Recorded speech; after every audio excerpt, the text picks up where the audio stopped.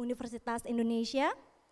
Yang kami hormati Bapak Ibu undangan dari Kementerian Keuangan Republik Indonesia, Kementerian Perdagangan Republik Indonesia, Kementerian Perencanaan Pembangunan Nasional atau Bappenas, Kantor Staf Presiden dan Badan Pengawas Obat dan Makanan Republik Indonesia, Majelis Pembina Kesehatan Umum PP Muhammadiyah dan jejaring pengendalian tembakau Muhammadiyah atau Muhammadiyah Tobacco Control Network maupun jejaring pengendalian tembakau nasional serta Bapak Ibu akademisi dari perguruan tinggi.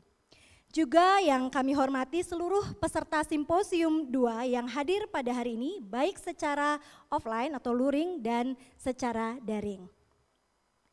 Puja dan puji syukur kita panjatkan kehadirat Tuhan Yang Maha Esa karena atas berkat rahmat-Nya lah kita semua bisa berkumpul pada hari ini Rabu 29 Mei 2024 dalam acara Simposium 2 The 9th Indonesian Conference on Tobacco or Health yang berjudul Peluang Penerapan Digital STEM dan Pemantauan 100% Harga Transaksi Rokok untuk mengurangi down trading dan manuver pajak oleh industri rokok. Yang diselenggarakan bekerja sama dengan co-host Chat ITB Ahmad Dahlan Jakarta dan Udayana Center for NCDs Tobacco Control and Lung Health atau Udayana Sentral Bali. Perkenalkan Bapak Ibu, saya Dian dari Udayana Sentral yang akan menjadi pembawa acara pada sesi Simposium 2 hari ini. Adapun susunan acara pada hari ini yang pertama adalah pembukaan, yang kedua sambutan pengantar, 3 pemaparan materi, 4 tanggapan dan diskusi, 5 penutup. Baik, Bapak Ibu hadirin yang saya hormati, untuk efisiensi waktu, acara akan dilanjutkan dengan pemberian sambutan pengantar dari Senior Advisor Chat ITB Ahmad Dahlan Jakarta kepada Bapak Dr. Muhair Pakana SEMM, saya persilahkan.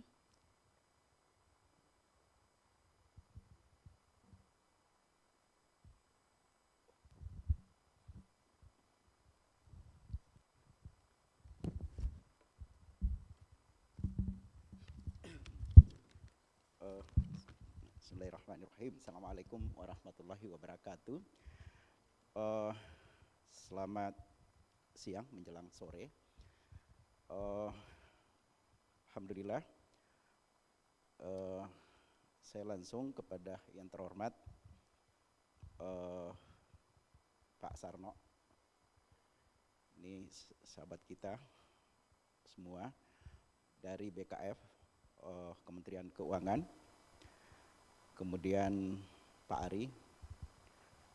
Ari dari Direktorat Bea dan Cukai Kementerian Keuangan, Pak Abdillah Ahsan, ini senior kita dalam aktivis pengendalian tobacco, jadi ikon di tanah air kita, Masya Allah. Gitu. Jadi perjuangan seperti ini tidak bisa lepas dari Pak Abdillah, ya. Tadi ada lagi tokohnya tapi nggak masuk ya, Pak Hasbala. Oke, tentu Faitolaya, strategis, Bu. Kemudian ini tentu sesama co-host Udayana ya Sentral Bali. Ini semua hadir ya, dari staf kantor staf kepresidenan, ada university yang lain, kemudian saya kira kita konsen semua hadir di sini untuk melakukan pengendalian tembakau. Tadi data-data Bu ya, sesi pertama itu Pak Tara miris juga melihat Indonesia masih di bawah Timor Leste. Jadi nggak ada apa-apanya gerakan kita selama ini, Pak Abdillah. Disandingkan dengan apa? Timor Leste, Nepal. Waduh, apa yang kita lakukan di tanah air kita? Oke. Baik, terima kasih atas kehadirannya semua para undangan pada kesempatan ini. insya Allah besok ya atau lusa tanggal 31 Mei 2024 kita akan memperingati Hari Tanpa Tembakau Sedunia. Artinya kita ngumpul di sini dalam rangka itu yang sejak 1987 sudah digelar oleh Organisasi Kesehatan Dunia. Dan pada kesempatan ini temanya menarik. Saya kira simposium 1 dan 2 temanya ini, hentikan intervensi, campur tangan industri tembakau demi perlindungan perlindungan anak. Pada sesi ini, simposium kedua, Udayana Sentral dan SET, ya, ini dari SET,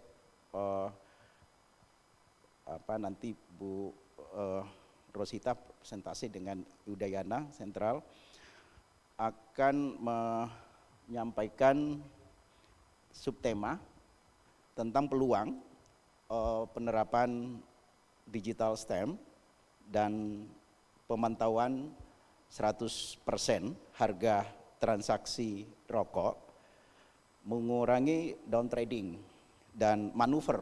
Ini ada istilah manuver. Ada manuver itu ya kayak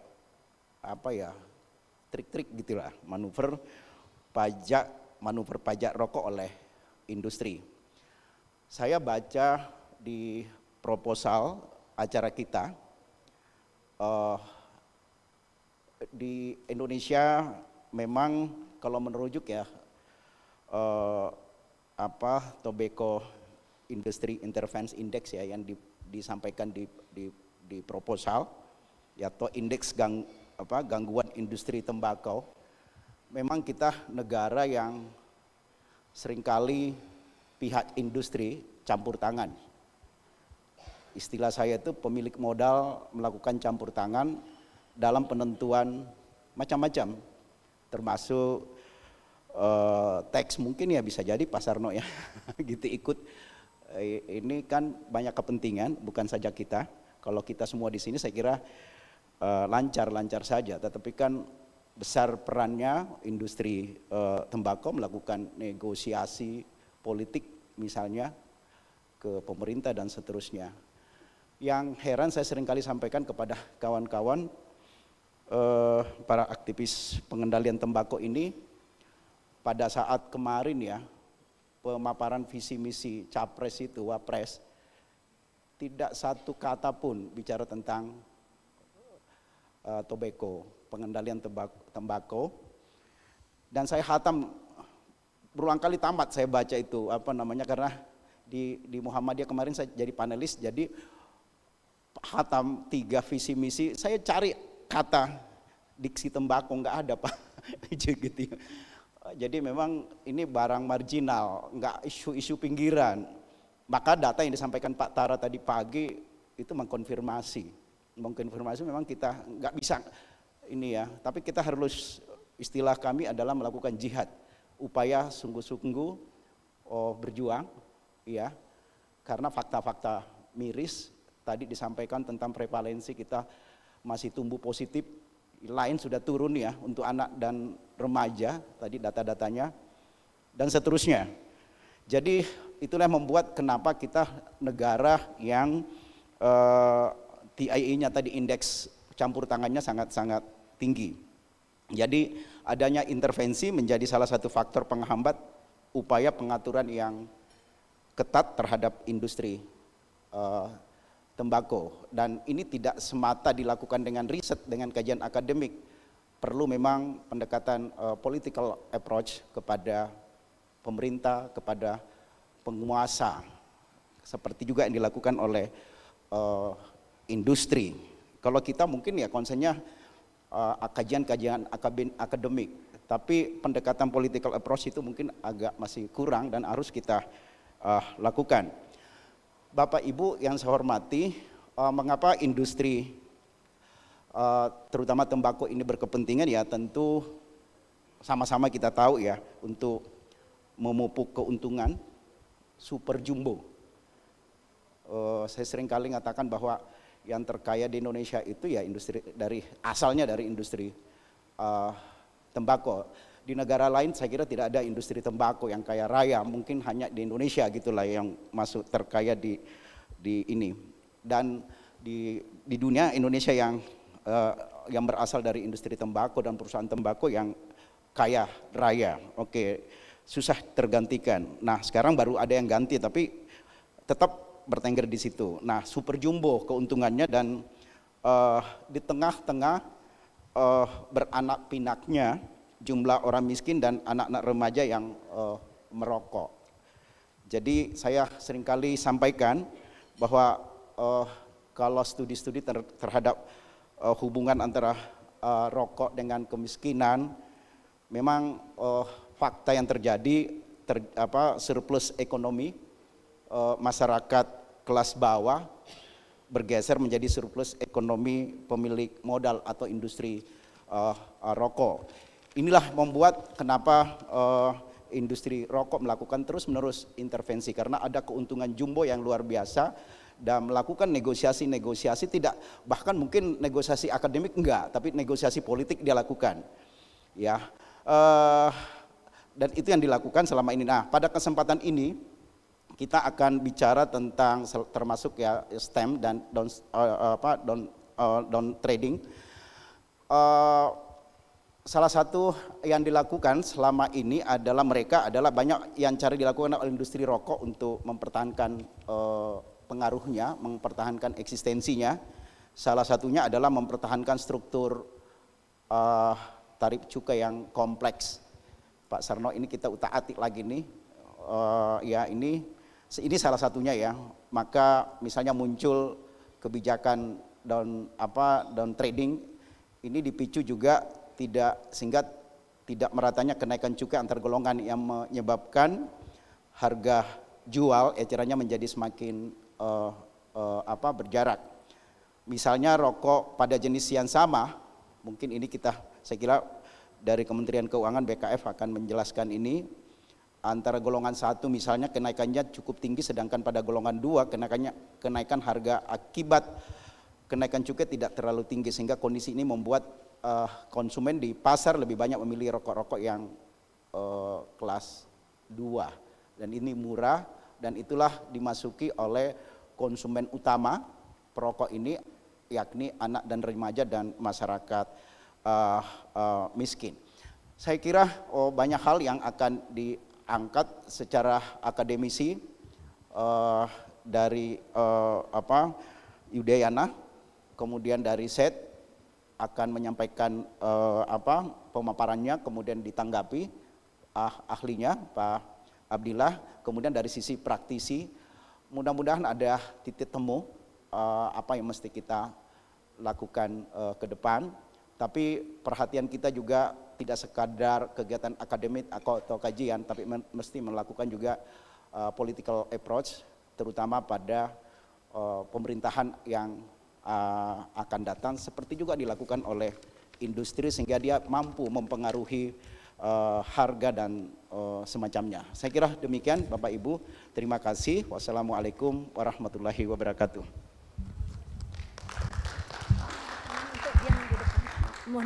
Mohon berkenan Dr. Muhair untuk tetap berdiri di depan panggung, karena sesi berikutnya adalah pemberian kenang-kenangan atau cenderamata yang akan diberikan oleh Dr. Ayu Swandewi dari Udayana Sentral.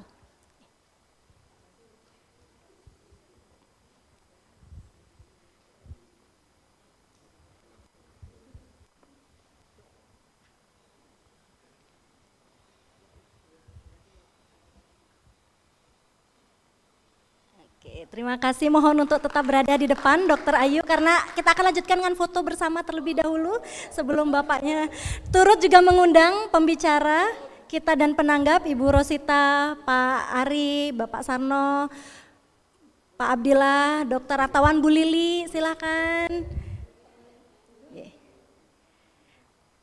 Setelah ini kita akan foto bersama peserta.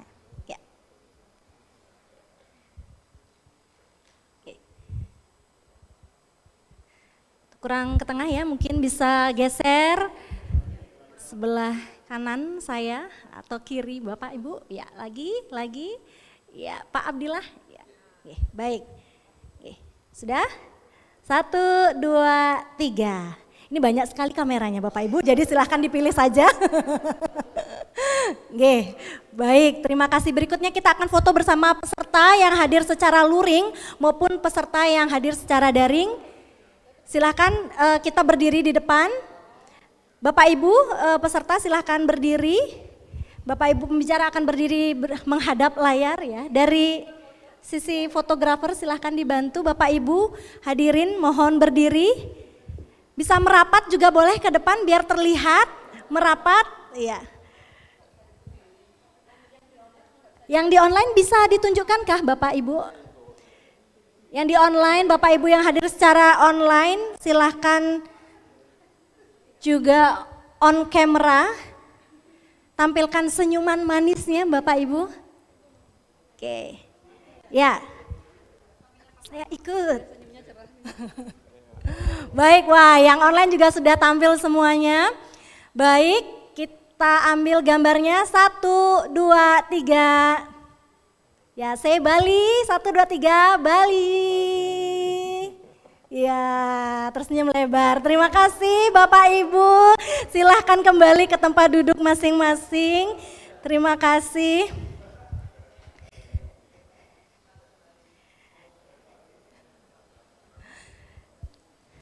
Baik Bapak Ibu, sebelum kita mulai ke pemaparan materi, mohon para hadirin peserta yang hadir secara online maupun offline mengisi link daftar hadir yang online nanti sudah diberikan di kolom chat. Bagi Bapak Ibu yang hadir secara offline atau luring bisa scan barcode di name tag-nya masing-masing. Jangan lupa absen ya Bapak Ibu ya di simposium 2 hari ini. Oke. Baik, demikian untuk acara pembukaan. Saya akan memasuki sesi berikutnya yaitu pemaparan materi yang akan dimoderatori oleh Dr. Iwayan Gede Artawan Eka Putra dari Udayana Sentral. Dr. Artawan, waktu dan tempat kami persilahkan. Ya, cek. Baik, terima kasih Bu Dian atas waktu dan kesempatan yang diberikan. Assalamualaikum warahmatullahi wabarakatuh. Salam sejahtera, salam kebajikan, salam namo buddhaya, Om Swastiastu. Bapak Ibu peserta Iqtoh ke-9, baik yang hadir secara langsung dan hadir secara online. Pertama saya mengucapkan terima kasih banyak sudah hadir di Simposium 2 pada kesempatan ini, yang temanya sendiri sangat sesuai dengan tema besar Iqtoh, di mana Simposium 2 sendiri mengambil tema itu peluang penerapan digital STEM dan pemantauan 100% harga transaksi rokok untuk mengurangi down trading dan manuver pajak rokok oleh industri.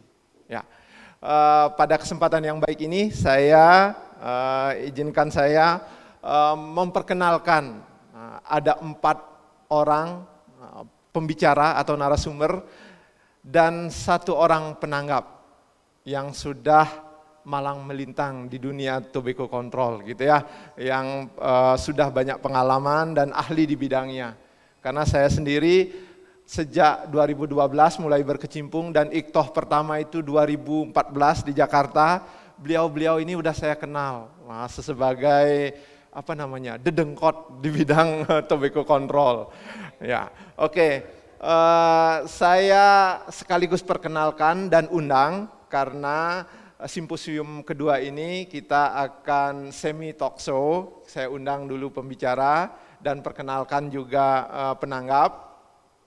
Kemudian baru nanti satu persatu menyampaikan presentasinya dan pada akhir sesi akan ditanggapi oleh penanggap dan juga ada sesi tanya jawab dari para peserta.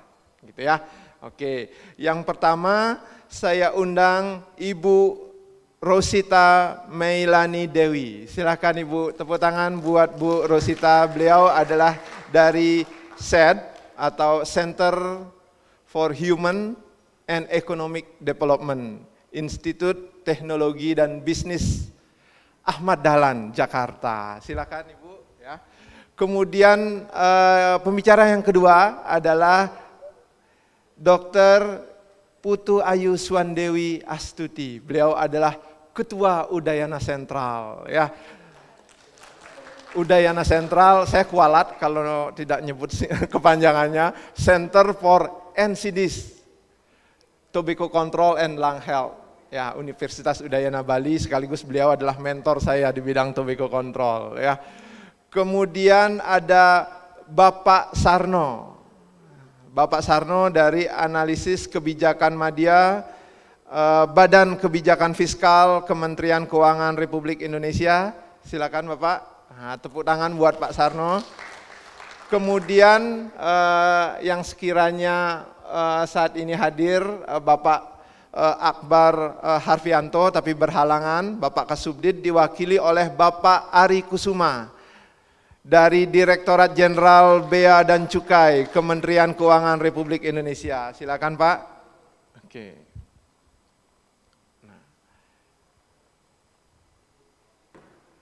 Nah. Kemudian beliau juga mentor kami, advisor kami di bidang tobacco control. Sebagai penanggap Bapak Abdillah Hasan dari Lembaga Demografi Universitas Indonesia. Beliau sebagai menanggap akan berada tetap di tengah-tengah teman-teman semua. Biasa yang paling ahli itu mengawasi dari jauh gitu, gitu ya. Oke, kita mulai pemaparan yang pertama dari pembicara pertama, Ibu Rosita, yang akan menyampaikan tentang peluang optimalisasi harga transaksi pasar rokok untuk mengurangi konsumsi. Untuk slide, mohon ditayangkan terlebih dahulu. Nanti saya mohon Ibu bisa menyampaikan dari podium ya.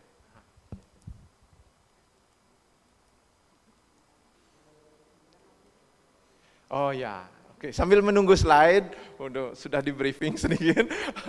Waktu per pembicara itu adalah 10 menit karena kita ingin ya mengejar waktu, ketertinggalan kurang lebih 40 menit sehingga juga nanti harapannya sesi diskusi bisa lebih panjang. Begitu ya. Waktunya 10 menit, mohon nanti dibantu timekeeper untuk mengingatkan dari belakang. Silakan Ibu Rosita. Baik, terima kasih Pak Artawan sebagai moderator yang sangat ciamik gitu ya. Terima kasih Bapak-Bapak dan Ibu, narasumber serta penanggap serta para hadirin yang hadir di sini. Pak Muhair juga terima kasih sudah meluangkan waktu untuk hadir di sini. Saya langsung saja, bismillahirrahmanirrahim. Assalamualaikum warahmatullahi wabarakatuh. Salam sejahtera untuk kita semua. Selamat siang menuju sore. Jadi saya ini jadi pembicara pertama dengan tema, saya mungkin fokus nanti di variabel harga. Mungkin nanti saya sedikit aja ya, ini akan merimain karena di sini sebenarnya ada tokoh-tokoh ya, ahli-ahli, dosen-dosen ekonomi juga. Saya ingin merimain kenapa harga gitu ya. Kita memang di chat ini selain tadi teks ya, cukai gitu, Pak Abdah nanti ahlinya gitu terkait dengan studi-studi itu. Kita fokus di harga karena memang harga ini kan menyentuh masyarakat, langsung di konsumen. Jadi saya agak teoretik sedikit, mungkin slide kedua saya memakai teorinya Kotler dan Armstrong ya, bahwa harga ini memang yang ada nanti di situ di transaksi konsumen dan produsen itu, yang konsumen itu kan membayar gitu ya, membayar sejumlah uang itu untuk mendapatkan utility. Nah bagaimana dengan rokok? Nanti kita lihat, rokok ini kan utility-nya oke lah bagi sebagian orang perokok memang dia ada manfaatnya. Tapi kan ada dampak buruknya. Nah kita akan lihat di sini bagaimana kemudian secara ekonomi kita memandang rokok ini, kenapa harus ada teksnya, kenapa harus dinaikkan harganya. Selanjutnya mungkin saya sedikit aja melihat ini, mengingatkan bahwa cukai itu sendiri kemudian nanti menjadi harga itu yang turun di konsumen itu kan supaya naik harganya dan konsumsinya dikurangi. Karena apa? Karena ada eksternalitas di situ atau dampak. Dampaknya apa? Dampak negatif. Memang ada dampak positif, tapi dampak negatif. Saya mengingatkan lagi, mungkin ini agak sedikit teoretik ya di mikroeconomics gitu ya. Bahwa kalau memang harga, misal price ini di P ini, price di X ini Itu kalau teori penawaran dan permintaan kan harusnya keseimbangan pasarnya di situ. Price-nya untuk konsumen dan produsen itu harusnya di situ gitu ya. Titiknya misal harga rokok itu harusnya ya 20.000 atau 15.000. Tapi karena ada eksternalitas negatif atau dampak buruk, maka keseimbangan pasar itu nggak boleh di situ, harus digeser ke Y. Karena di situ ada ini ya, apa namanya, margin social cost. Ada dampak yang diperoleh oleh pihak ketiga yang itu harus dihitung dan dihargai. Itu makanya ada Pigouvian tax, itu yang harus dibayar gitu kan. Nah ini yang kemudian kerugian secara negara mungkin dari penerimaan negara dan lain sebagainya, eksternalitas negatif ini makanya kita rugi gitu loh, ada dead weight welfare loss. Itu mungkin apakah benar cukai yang selama ini sudah diterapkan, harga yang sudah ada di masyarakat, harga transaksi pasar ya atau harga yang terjadi itu betul-betul mengurangi eksternalitas negatif itu. Mungkin Kak lanjut, ini cuma untuk mengingatkan aja ya.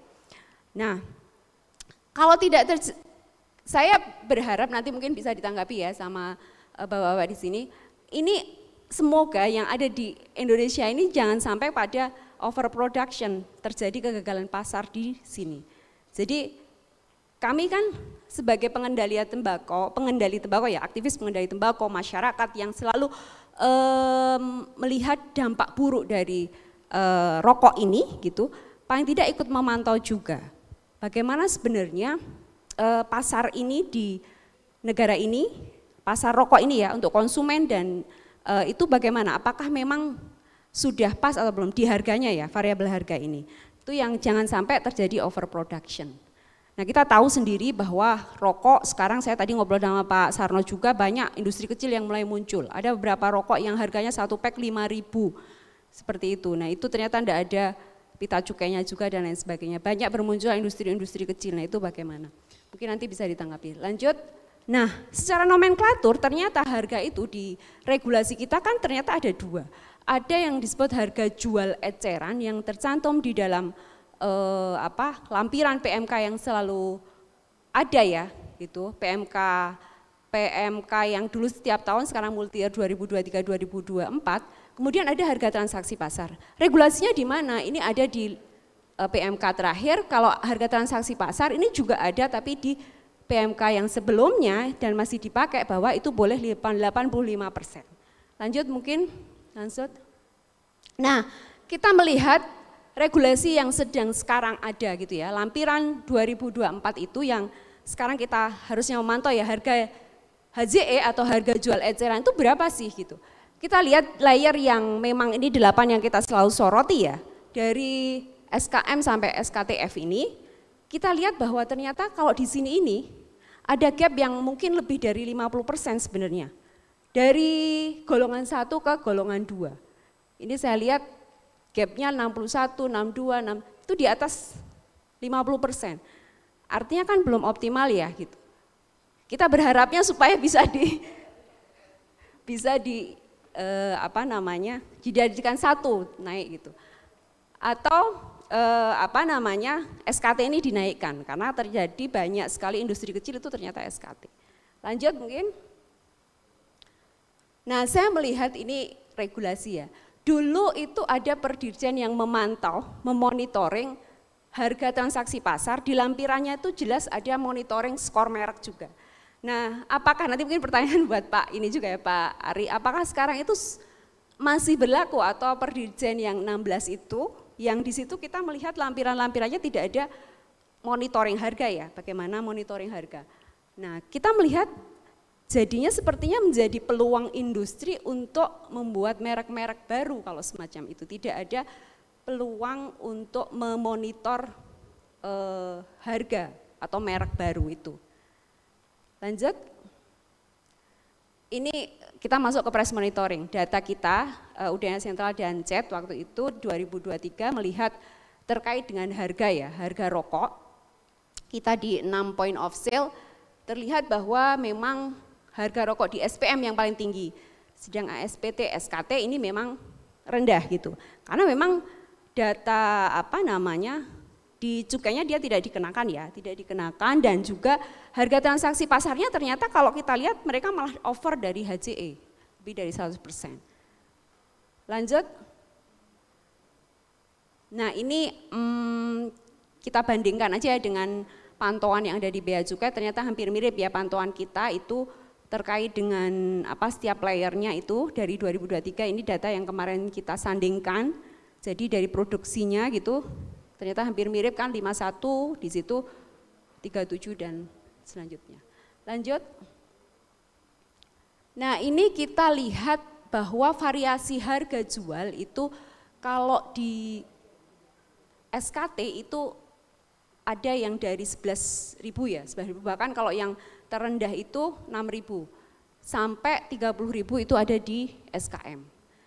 30.000 menurut kita masih kurang ya, kalau rekomendasinya Prof Hasbullah kan 50.000 gitu. Jadi ini belum masuk ke rekomendasi, belum bisa dikatakan tinggi. Lanjut. Nah ini kita juga melihat di SKM itu ada turun, SKM 2 itu turun 0,1%. Artinya kita ingin berharap bahwa data ini berharap dijadikan satu aja, nggak perlu ada golongan-golongan industri 1, 2 itu tidak perlu ada gitu ya. Kalau bisa jadiin satu, tarifnya satu dengan tarif yang paling tinggi gitu. Lanjut. Nah ini kita melihat dari harganya ya. Tadi ada HJE, harga jual eceran di lampiran, ada HTP, harga transaksi pasar. Bahwa di harga transaksi pasar itu ternyata kita melihat di bawah HJE itu ada 59,76%. Sangat besar dan itu yang paling besar. Sama dengan HJE hanya 3%. Kemudian di atas HJE 37,22%. Nah kalau di bawah HJE ini paling besar artinya kita melihat atau ini membuka diskusi aja ya. Bisa jadi aturan HTP 85% itu menjadi peluang industri atau memang dipakai untuk industri untuk di bawah HJE gitu. Nyatanya itu di bawah HJE sangat besar seperti itu. Lanjut. Mungkin cepat aja ya. Lanjut mungkin. Ini data yang dilakukan oleh teman-teman ya di The Union waktu itu.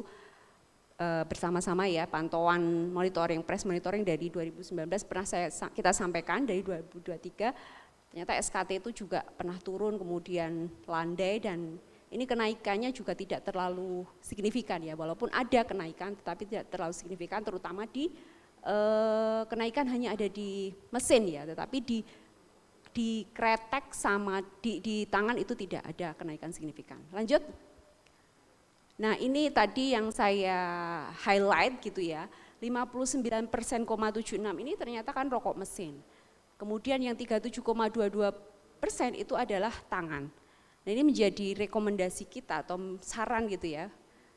Berdasarkan data ini tahun 2023, kita berharap bahwa ini menjadi masukan bagi kebijakan untuk mengevaluasi kebijakan yang sudah ada di BMK maupun di Perdirjen gitu ya, terkait dengan harga ini, HTP 85% tersebut.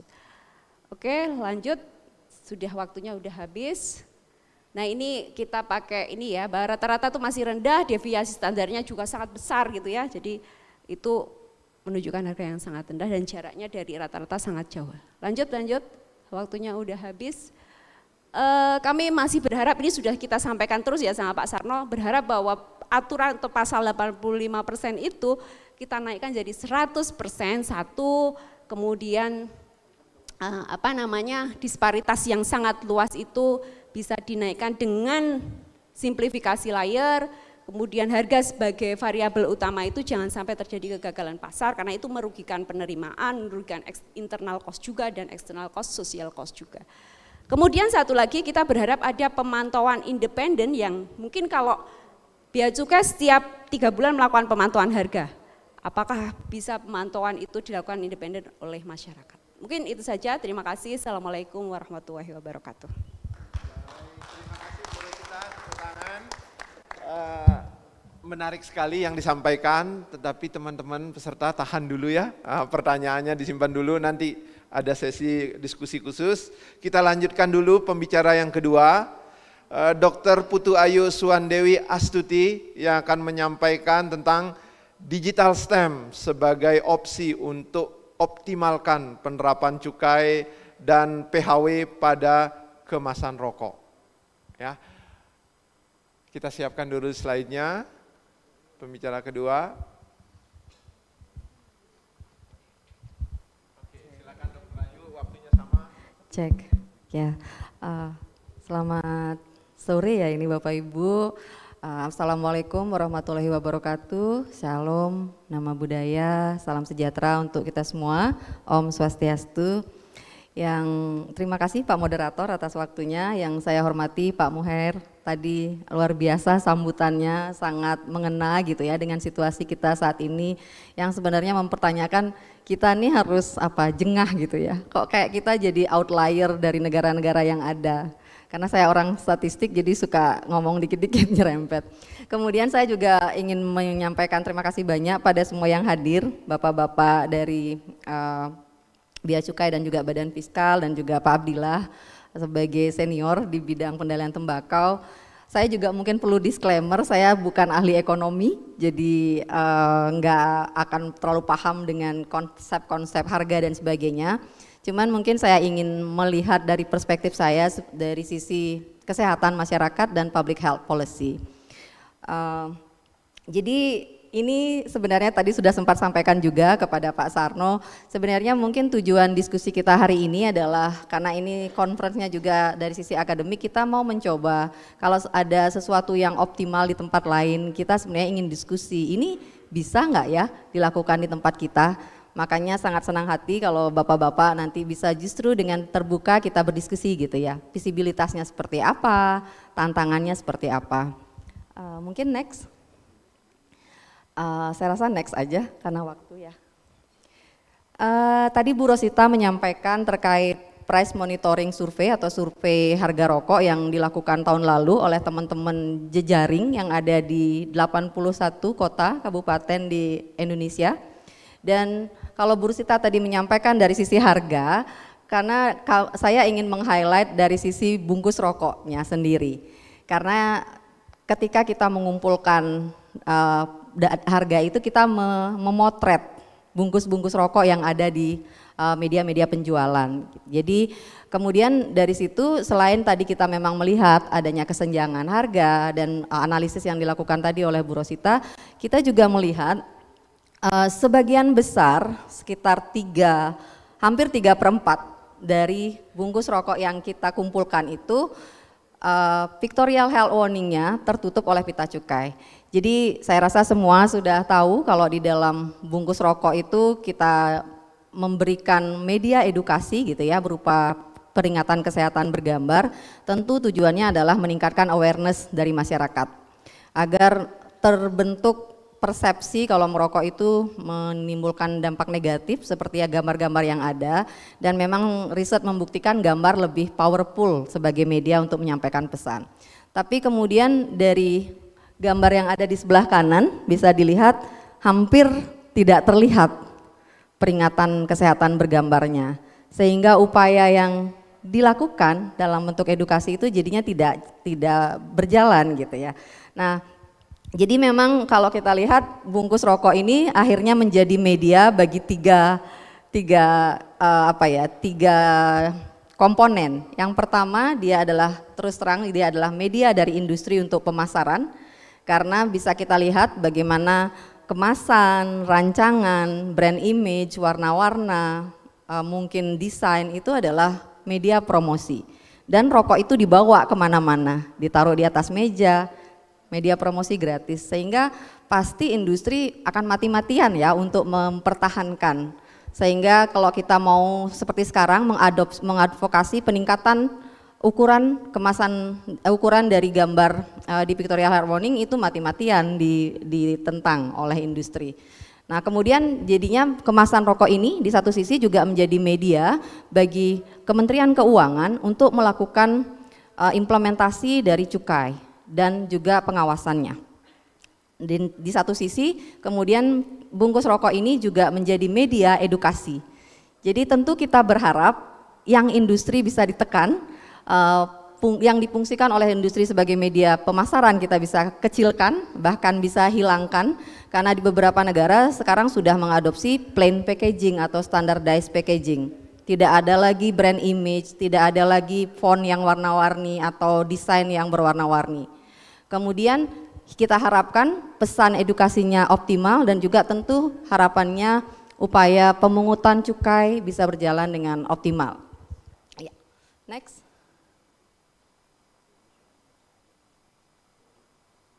Nah, sedikit tambahan analisis terkait rokok jenis apa sih yang paling banyak tertutup pita cukainya, gambar PHW-nya oleh pita cukai. Jadi kalau kita lihat yang paling kiri, ini kenapa beda tingginya, karena jumlah rokok yang didapatkan di lapangan beda-beda. Yang paling banyak memang kita dari penjual itu yang kita temukan SKM, kemudian SKT, SPM, SPT, jumlah bungkusnya. Kemudian dari satu kelompok kemudian kita analisis berdasarkan ditutup atau tidak gitu ya. Kemudian kita lihat yang SKM itu hampir 90% ketutup pesan bergambarnya. Begitu juga yang SKT, yang SPM. Jadi semua yang pakai mesin itu ketutup cukup banyak, jadi hampir 90%. Sedangkan yang tangan itu malah justru tidak tertutup gitu ya, lebih banyak yang tidak tertutup. Nah ini tadi saya sempat diskusi dengan Pak Sarno, memang ternyata karena teknologinya. Karena kalau yang mesin itu pasangnya di depan. Sedangkan kalau yang tangan bisa dipasang di atas. Nah ini juga mungkin menjadi bahan-bahan diskusi gitu ya, bagaimana upayanya ke depan ini bisa berjalan tetap dengan optimal, bagaimana penyesuaian yang bisa dilakukan. Lanjut. Saya rasa mungkin ini juga sering kita lihat lalu lalang di timeline media online ataupun di media-media yang kita baca, kalau seringkali ada penangkapan rokok ilegal di berbagai wilayah, bahkan termasuk kabupaten-kabupaten yang kecil ya, bukan di kota-kota besar gitu. Nah tentu ini juga menjadi concern dari sisi pendapatan negara, dan juga dari tujuan cukai itu sendiri. Tadi mungkin sudah dijelaskan oleh Bu Rosita kalau cukai bertujuan untuk mengendalikan konsumsi, kemudian ketika masyarakat mengkonsumsi rokok yang tidak ada cukainya gitu dan juga dibeli dengan murah, tentu ini akhirnya menurunkan peran dari cukai itu sendiri dan merugikan negara. Ini studinya Pak Abdillah ya dan teman-teman pada tahun 2002, dipublikasikan di 2021, menunjukkan terjadi peningkatan secara signifikan konsumsi rokok ilegal. Nah berarti kan ada sesuatu gitu yang di situ yang perlu menjadi bahan juga untuk diskusi. Bagaimana cara menurunkan peredaran rokok ilegal, walaupun memang tadi mungkin karena perusahaannya sendiri ilegal dan tersembunyi tidak beli pita cukai gitu ya. Nah tapi disinilah kami ingin mengajak berdiskusi apakah mungkin kita mengadopsi pita cukai digital seperti yang diadopsi di berbagai negara, tidak hanya negara maju tapi termasuk negara-negara kecil di Afrika seperti Uganda, kemudian Brasil malah justru termasuk pionir yang mengadopsi itu. Apakah ini mungkin? Itu yang menjadi bahan diskusi kita hari ini. Next. Ini tadi sudah ya, jadi next. Saya rasa ini mungkin tidak perlu juga nanti mungkin bapak-bapak dari Bea Cukai, intinya pita cukai itu ada sebagai bukti kalau telah terjadi pelunasan pembayaran cukai gitu ya. Next. Dan memang desain dari pita cukai itu sudah ada aturannya dalam peraturan dari Bea Cukai ya terkait rancangannya seperti apa. Sudah, saya rasa ini sudah, next. Ya. Jadi sedikit tentang digital tax stamp, ini juga terus terang aja saya juga baru belajar apa itu digital tax stamp, karena kemarin ketika kita mau bikin simposiumnya, awalnya mau ngomongin pemanfaatan dana pajak rokok di daerah, kok nggak nyambung sama tema besar terkait industri activity gitu ya. Akhirnya kita coba membahas sesuatu yang baru ini, mungkin sama-sama belajar ya Bapak Ibu. Jadi digital tax stamp disebut juga high tax stamp, merupakan media atau penanda gitu yang dikoding secara digital. Nah kemudian yang ditempelkan pada produk, jadi memang ini tidak hanya produk tembakau tapi juga mungkin produk-produk lain yang diatur dengan cukai ataupun bentuk pajak lainnya. Kemudian beberapa jenis yang biasanya menunjukkan dari sisi digital itu adalah unique identifier, bisa berupa QR code, kemudian bisa berupa RFID atau radio frequency identification atau encrypted data yang fungsinya adalah memudahkan penelusuran, pelacakan dari produk. Sehingga dari sisi distribusi itu akan membantu untuk melihat produk itu dari produsen sampai ke konsumen gitu ya. Jadi itu membantu sebenarnya dari sisi monitoring dan pengawasan penggunaan dan pemanfaatan cukai itu sendiri. Nah, disuruh selesai ngomongnya. Ya. Jadi, nah kemudian kalau dilihat dari literatur gitu menunjukkan ada beberapa keuntungan dari adopsi digital cukai. 1 menit ya, minta tolong slide. Ini beberapa negara yang menerapkan pita cukai digital atau high tech. Jadi memang pertama itu California, Brasil dan seterusnya. Next.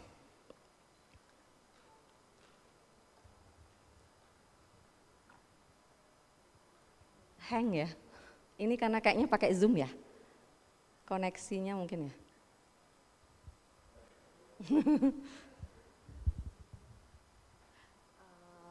Mungkin nggak apa-apa karena waktu. Coba saya lihat. Sedikit tambahan untuk conclusion mungkin ya. Jadi pada prinsipnya pita cukai digital ini memang memberikan beberapa keuntungan, misalnya seperti tadi ada keuntungan terkait compliance dan pengumpulan revenue. Jadi akan meningkatkan tentunya mengurangi produk-produk yang memang tidak bisa ditelusuri keasliannya atau tidak bisa ditelusuri status ilegal ataupun tidak gitu ya. Kemudian juga memberikan keuntungan dari sisi counterfeiting atau pemalsuan, walaupun saya tahu pita cukai kita di Indonesia cukup strong ya Bapak dengan berbagai fitur yang sudah diakui agak sulit untuk dipalsukan, tapi dari sisi traceability dan kemampuan untuk menelusuri apakah ada keuntungan dari digital tax stamp ini. Nah kemudian tentu tetap ada barrier ya, kalau kita mau mengadopsi sesuatu pasti ada tantangannya dari sisi teknologi, interoperability dan juga standarisasi. Kemudian tentu juga akan pasti dibutuhkan investasi, capacity building, awareness campaign, tentu tidak mudah ya, tapi kita kan ngomong nggak akan berubah dalam waktu dekat, kita membicarakan ide, apakah ide ini feasible, apakah ide ini bisa menjadi sesuatu in the long run gitu mungkin ya, apakah bisa menjadi sesuatu untuk meningkatkan optimalisasi. Mungkin nanti boleh dilihat di slide-nya ada beberapa contoh bentuk-bentuk komponen high tech yang diadopsi oleh beberapa negara karena agak berbeda-beda, misalnya antara yang di Brasil, yang di California ada beberapa perbedaan bagaimana komponen high tech-nya itu diakomodir di dalam tax stamp-nya. Jadi mungkin silahkan nanti bisa dicek. Nah tadi jadi sebagai take home note seperti tadi, dengan melihat perkembangan teknologi ini merupakan sesuatu yang mungkin niscaya gitu ya ke depannya. Kemudian pertanyaan kita seberapa visible itu untuk diadopsi, justru itu yang ingin saya tanyakan kepada bapak-bapak yang hadir di sini, kira-kira tantangan yang dihadapi seperti apa, apakah juga udah perlu atau tidak, nah itu yang menjadi bahan kita untuk berdiskusi. Terima kasih semua, wassalamualaikum warahmatullahi wabarakatuh, Om Santi Santi Santi Om. Baik, terima kasih Dr. Ayu sudah menyampaikan tadi berbagai keuntungannya kita nanti kalau bisa menerapkan digital stamp. Nah, tiba saatnya kita ingin tahu visible tidaknya penerapan ya. Yang pertama dari Bapak Sarno terlebih dahulu, kemudian dilanjutkan oleh Bapak Ari. Ya, Bapak Sarno nanti akan menyampaikan tentang peluang implementasi kebijakan penerapan digital stamp dan pemantauan 100% harga transaksi pasar. Silahkan, waktu sama nih 10 menit Pak. Baik, terima kasih Pak Artawan atas kesempatannya. Bismillahirrahmanirrahim. Assalamualaikum warahmatullahi wabarakatuh. Selamat siang Bapak sekalian, salam sehat, salam sejahtera buat kita semua. Yang saya hormati Pak Mukair, para pembicara, penanggap Pak Abdillah, Pak Tara, halo Pak Tara, dan Bapak sekalian peserta simposium ya pada kesempatan siang hari ini. Sebelumnya terima kasih kepada panitia yang telah mengundang kami dari BKF Kementerian Keuangan, dan kesempatan ini cukup tentunya sangat baik buat kami gitu ya, karena di beberapa waktu terakhir ini kami sedang menyusun gitu ya kebijakan cukai hasil tembakau untuk yang akan kita terapkan di tahun-tahun ke depan gitu ya, terutama 2025 dan seterusnya. Sehingga mungkin nanti ada masukan dari Bapak Ibu gitu ya, dari para pembicara, dari para penanggap dan juga Bapak Ibu sekalian, ini sangat membantu kami dalam melakukan proses perumusan kebijakan untuk yang ke depan gitu ya tentunya. Nah kemudian di kesempatan siang hari ini kami diminta untuk menyampaikan topik mengenai peluang implementasi digital STEM gitu ya. Yang sebenarnya pasnya ke teman-teman Bea Cukai sebenarnya ini. Karena yang menangani pita cukai baik dari pemesanan, kemudian desain, penyediaan itu kan teman Bea Cukai. Tapi kita, karena saya juga pernah di Bea Cukai gitu ya, nanti kita saling bantu Pak Ari ya. Termasuk tadi yang disampaikan juga terkait dengan pemantauan 100% tadi ya, monitoring HTP, HJE gitu ya. Ini juga kalau kebijakannya kita atur dalam PMK, nah kemudian dalam implementasinya terkait dengan kegiatan monitoring ini yang dilakukan secara periodik oleh teman-teman, itu dilakukan oleh teman-teman Bea Cukai juga. Nah mungkin karena waktunya sangat terbatas ya, izin, ini nggak bisa langsung. Langsung mungkin Mbak ke slide berikutnya.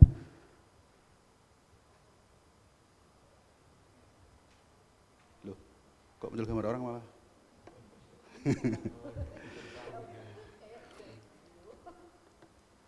Baik Bapak sekalian, sambil tunggu slide, seperti yang biasa kami sampaikan dalam beberapa kali paparan gitu ya, termasuk yang disampaikan oleh pimpinan, bahwa ketika kita merumuskan kebijakan cukai itu ada 4 pilar atau 4 aspek yang selalu kita pertimbangkan dan kita perhatikan. Yang pertama adalah aspek pengendalian konsumsi. Ini yang paling utama karena memang ini merupakan amanah dari Undang-Undang Cukai gitu ya, dan juga kita bisa lihat bagaimana RPJMN juga concern terkait dengan hal ini gitu ya. Namun demikian, dalam perumusan kita juga tidak mengabaikan itu ya faktor-faktor lainnya, keberlangsungan usaha, kemudian masalah penerimaan negara, maupun juga terkait dengan masalah aspek rokok ilegal. Tadi pembicara pertama, kedua ini kan concern gitu ya dengan rokok ilegal, dikaitkan dengan masalah desain pita cukai dan seterusnya, sehingga masalah rokok ilegal juga sesuatu yang perlu kita pertimbangkan juga. Mungkin kalau nanti bisa dicek di beberapa literatur bagaimana kondisi rokok ilegal di luar gitu ya, itu sangat luar biasa. Di Malaysia mungkin sekarang di atas 50% itu ilegal. Bayangkan rokok di pasaran kalau kita lihat 1 dari 2 rokok yang kita temukan itu ilegal di Malaysia. Bahkan mungkin angkanya lebih dari itu. Sehingga ini jadi perhatian kita juga karena ini tetangga kita gitu ya. Sehingga kita perlu antisipasi dengan berbagai kebijakan yang kita miliki gitu ya. Nah kemudian slide berikutnya.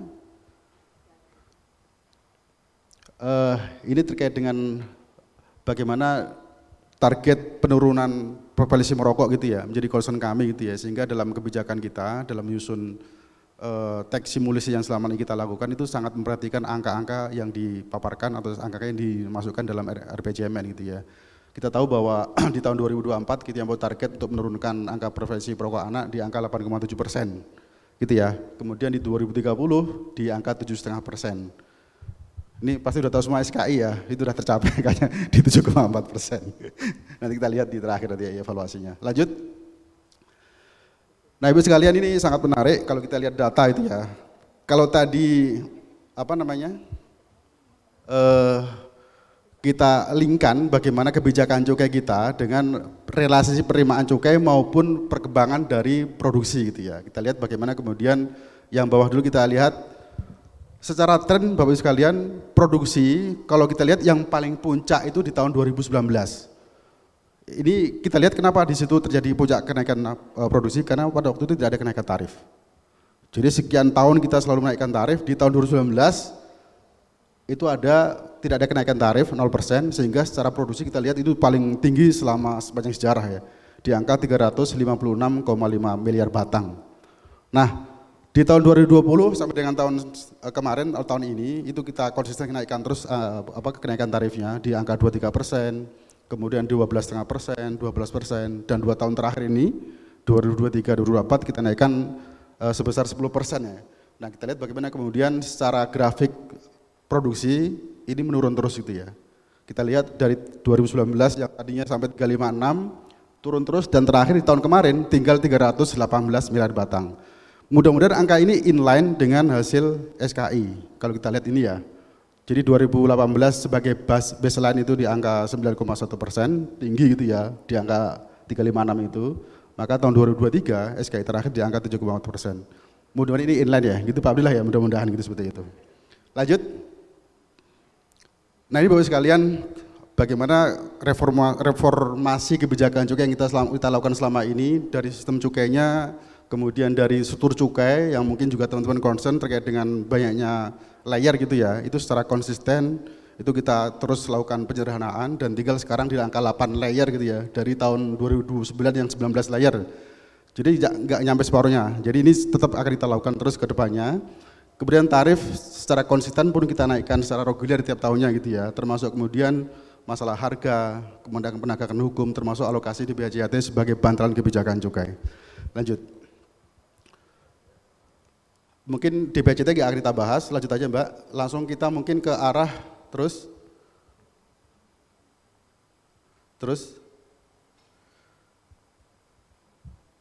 Nah ini tadi yang kita sampaikan sekilas terkait dengan angka prevalensi merokok usia anak-anak, di mana ditargetkan di tahun 2023 berdasarkan data dari teman-teman Kemenkes Kesehatan di angka 8,8 sudah di angka 7,4% secara realisasi. Jadi ini secara angka sudah terpenuhi targetnya. Lanjut. Nah kalau bicara prevalensi merokok usia dewasa pun ini alhamdulillah secara data gitu ya. Secara data juga menunjukkan sesuatu yang positif ya. Ini kalau kita lihat di tahun 2013 ini yang paling tinggi ya di angka 36,3%, turun kemudian 32,8%, sejak terakhir 2018 di 33,8% dan di tahun kemarin hasil SKI di angka 31%.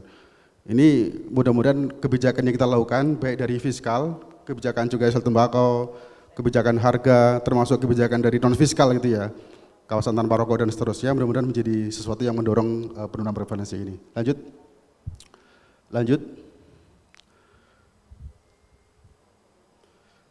Ini terkait dengan data ilegal, di mana kalau kita lihat Bapak sekalian, data ilegal ini secara tren juga terus mengalami penurunan.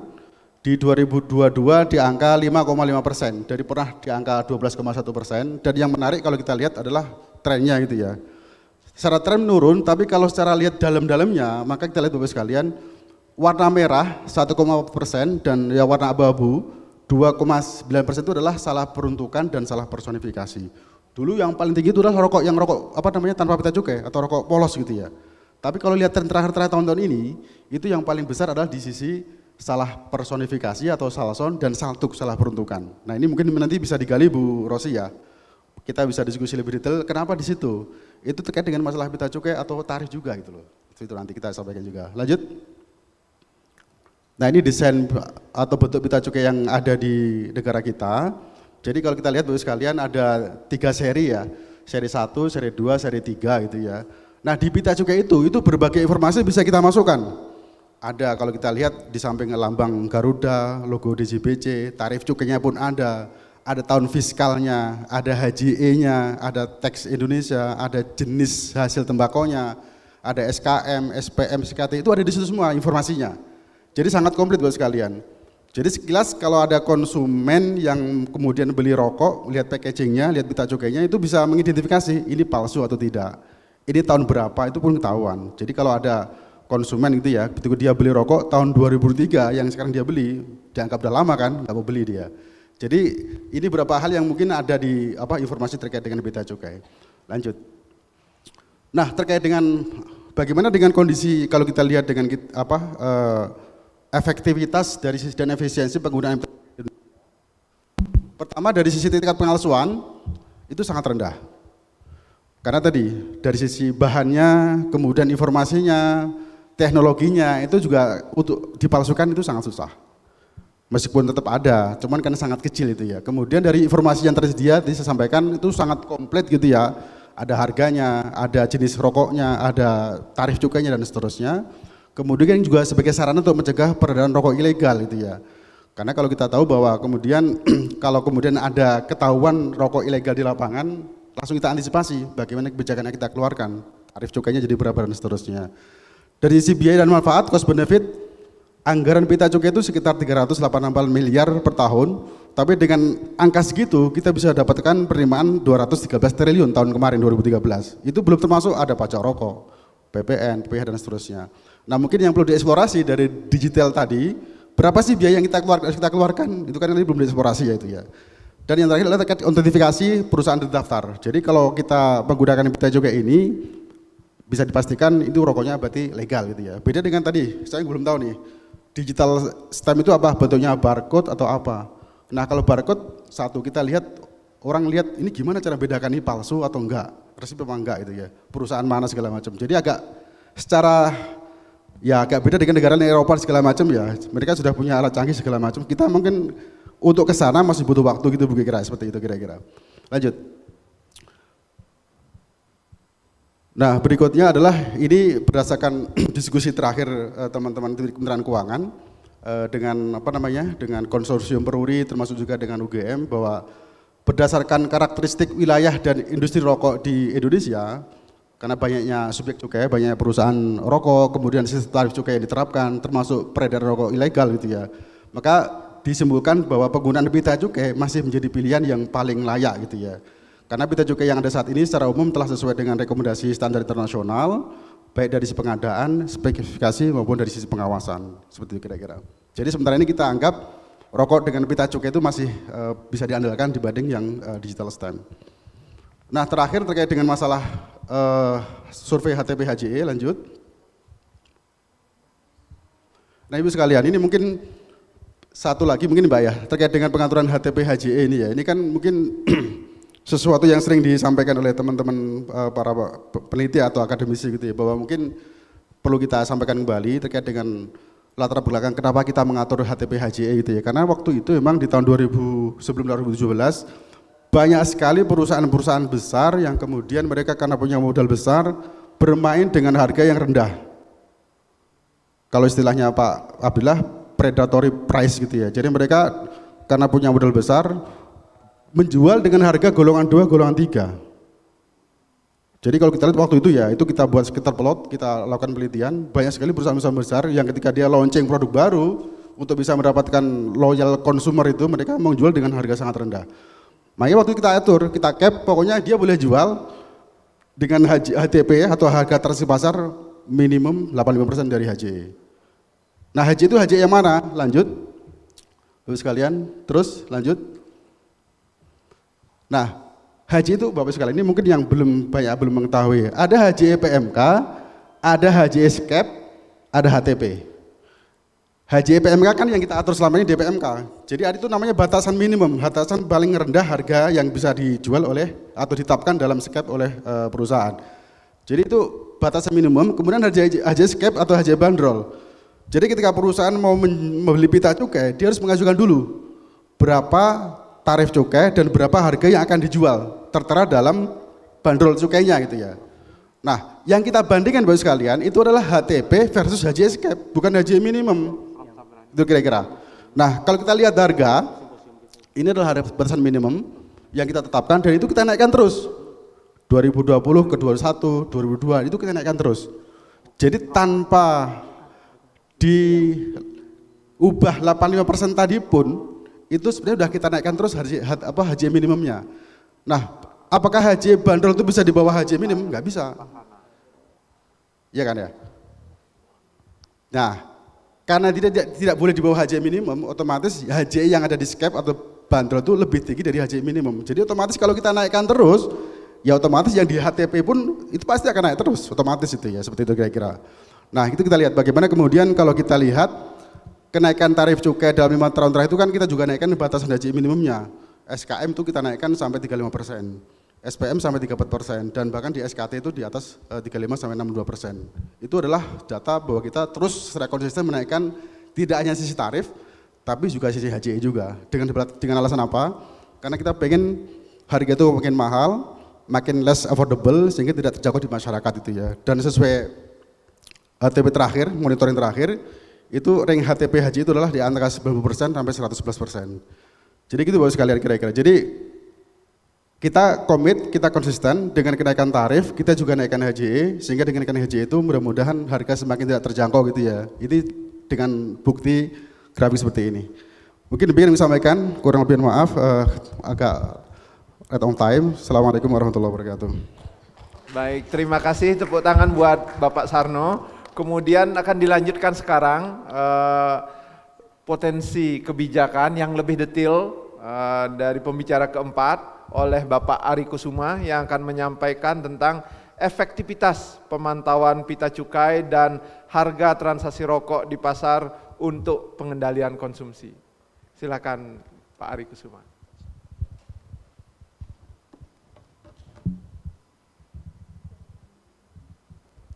Oke, terima kasih Pak Artawan. Assalamualaikum warahmatullahi wabarakatuh.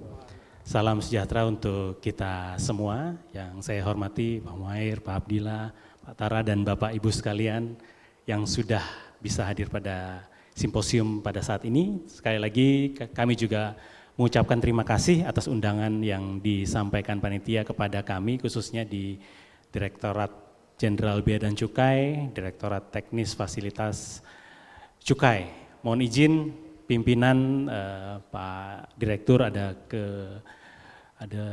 dinas lain dan Pak Akbar juga ada dinas lain sehingga menugaskan kepada kami untuk dapat mengisi pada acara pada siang hari ini.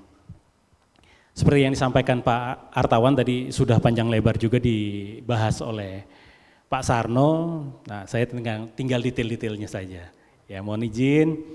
Pertama terkait tadi yang disampaikan Pak Sarno terkait 4 pilar. Jadi memang ada 4 pilar yang digunakan di dalam melakukan kebijakan cukai hasil tembakau, pengendalian konsumsi, tadi prevalensi sudah di 7,4 berdasarkan survei kesehatan terakhir. Kita berikan tepuk tangan dulu dong. Ini Pak Sarno sukses nih, luar biasa. Sesuai dengan target.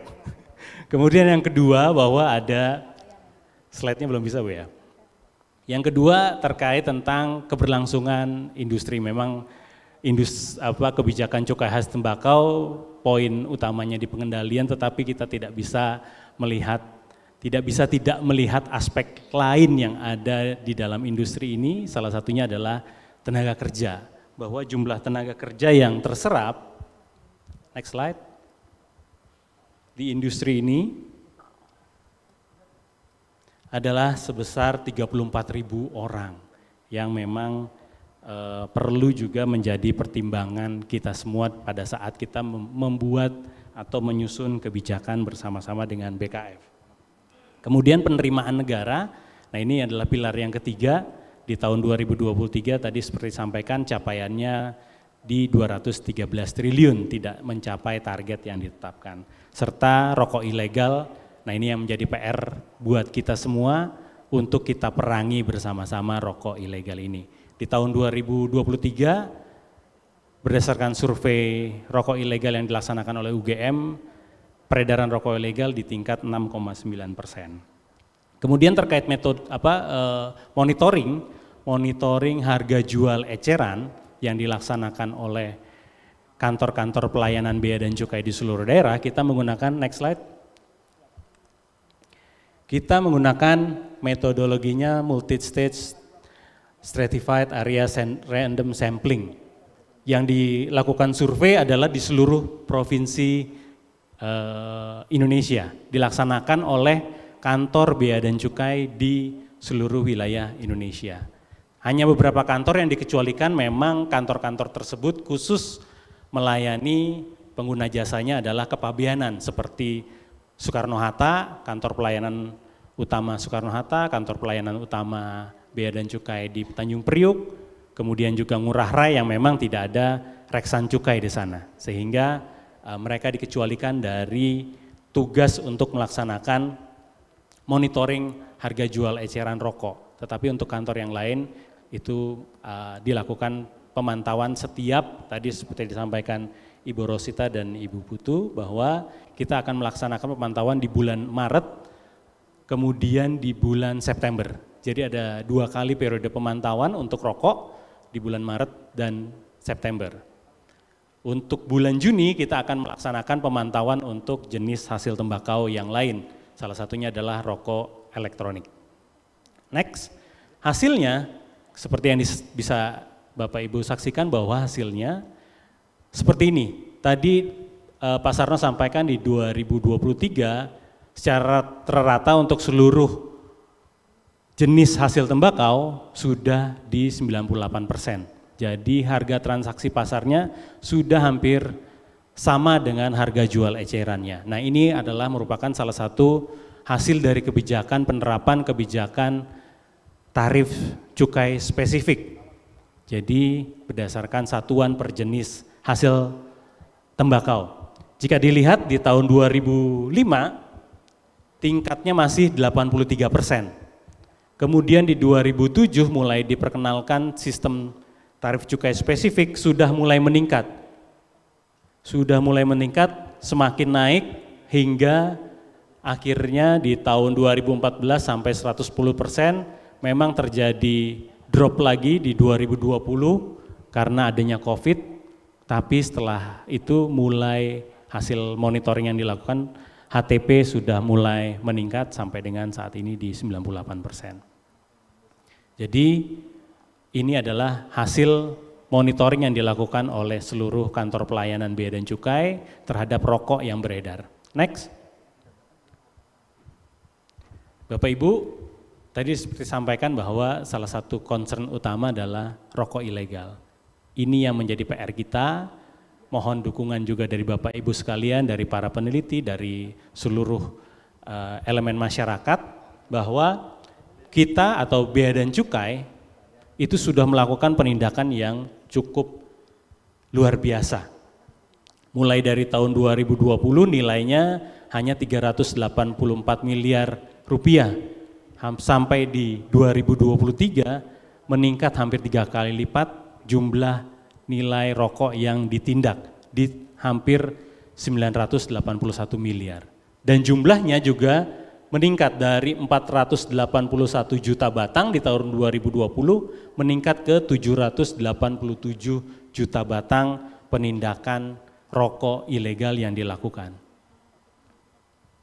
Nah, ini mohon dukungan sekali lagi, tadi seperti Ibu Rosita sampaikan bahwa beliau mendapat informasi di daerahnya ada rokok yang harganya murah. Nah, ini merupakan indikasi Rp5.000 lagi harga jualnya, ini indikasi bahwa memang rokok tersebut diindikasikan ilegal. Bisa disampaikan ke kantor bea dan cukai terdekat maupun juga bisa disampaikan kepada kami di kantor pusat, sehingga nanti kami akan koordinasi dengan kantor pelayanan yang ada di daerah untuk melakukan penindakan lebih lanjut terhadap rokok tersebut. Next. Ini seperti yang disampaikan oleh Pak Sarnot, tadi capaian-capaian non-fiscal policy, ada prevalensi, kemudian juga capaian terkait implementasi kawasan tanpa rokok serta usaha berhenti merokok. Jadi kami juga memahami bahwa kebijakan fiskal tidak bisa berdiri sendiri, juga perlu diselaraskan dengan kebijakan non-fiskalnya.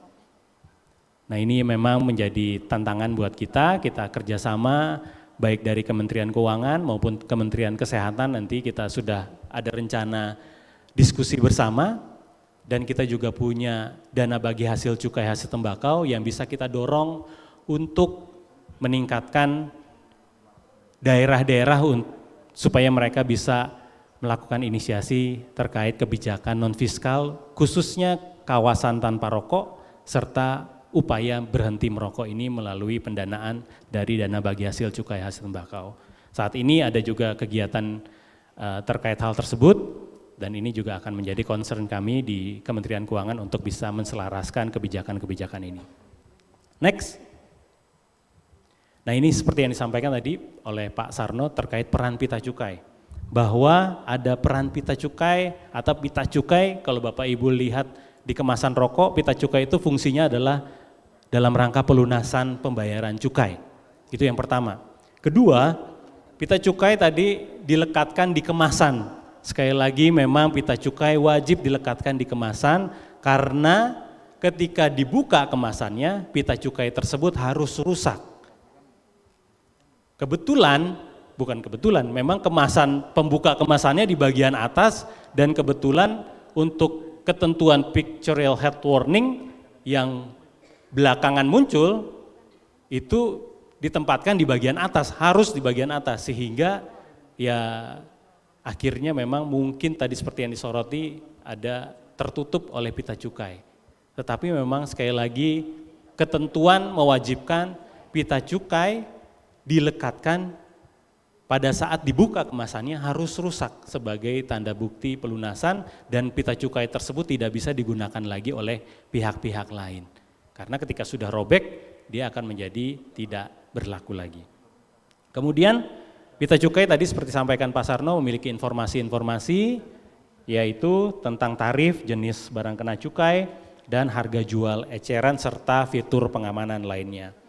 Studi empiris menunjukkan bahwa pita cukai masih sangat efektif untuk mengidentifikasi rokok tersebut ilegal atau tidak. Bahkan paling mudah masyarakat dapat mengidentifikasi rokok ilegal ketika tidak dilekati pita cukai.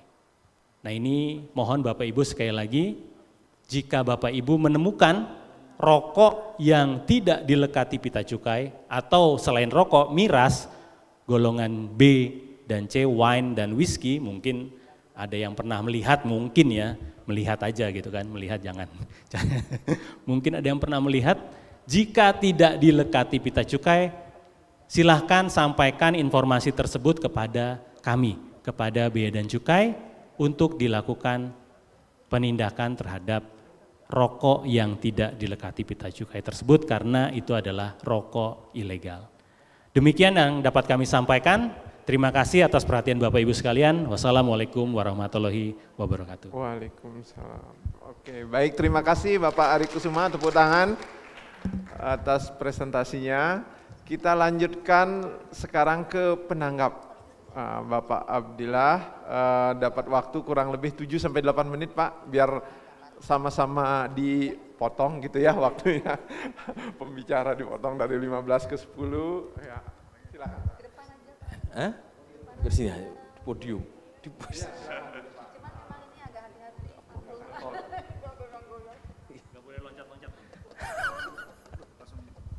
Baik, assalamualaikum warahmatullahi wabarakatuh. Selamat siang, Pak Sarno, Pak Ari, Bu Rosita, Bu Ayu, Pak Tara yang saya hormati. Terima kasih ketemu lagi dengan teman-teman Tobacco Control aktivis ya.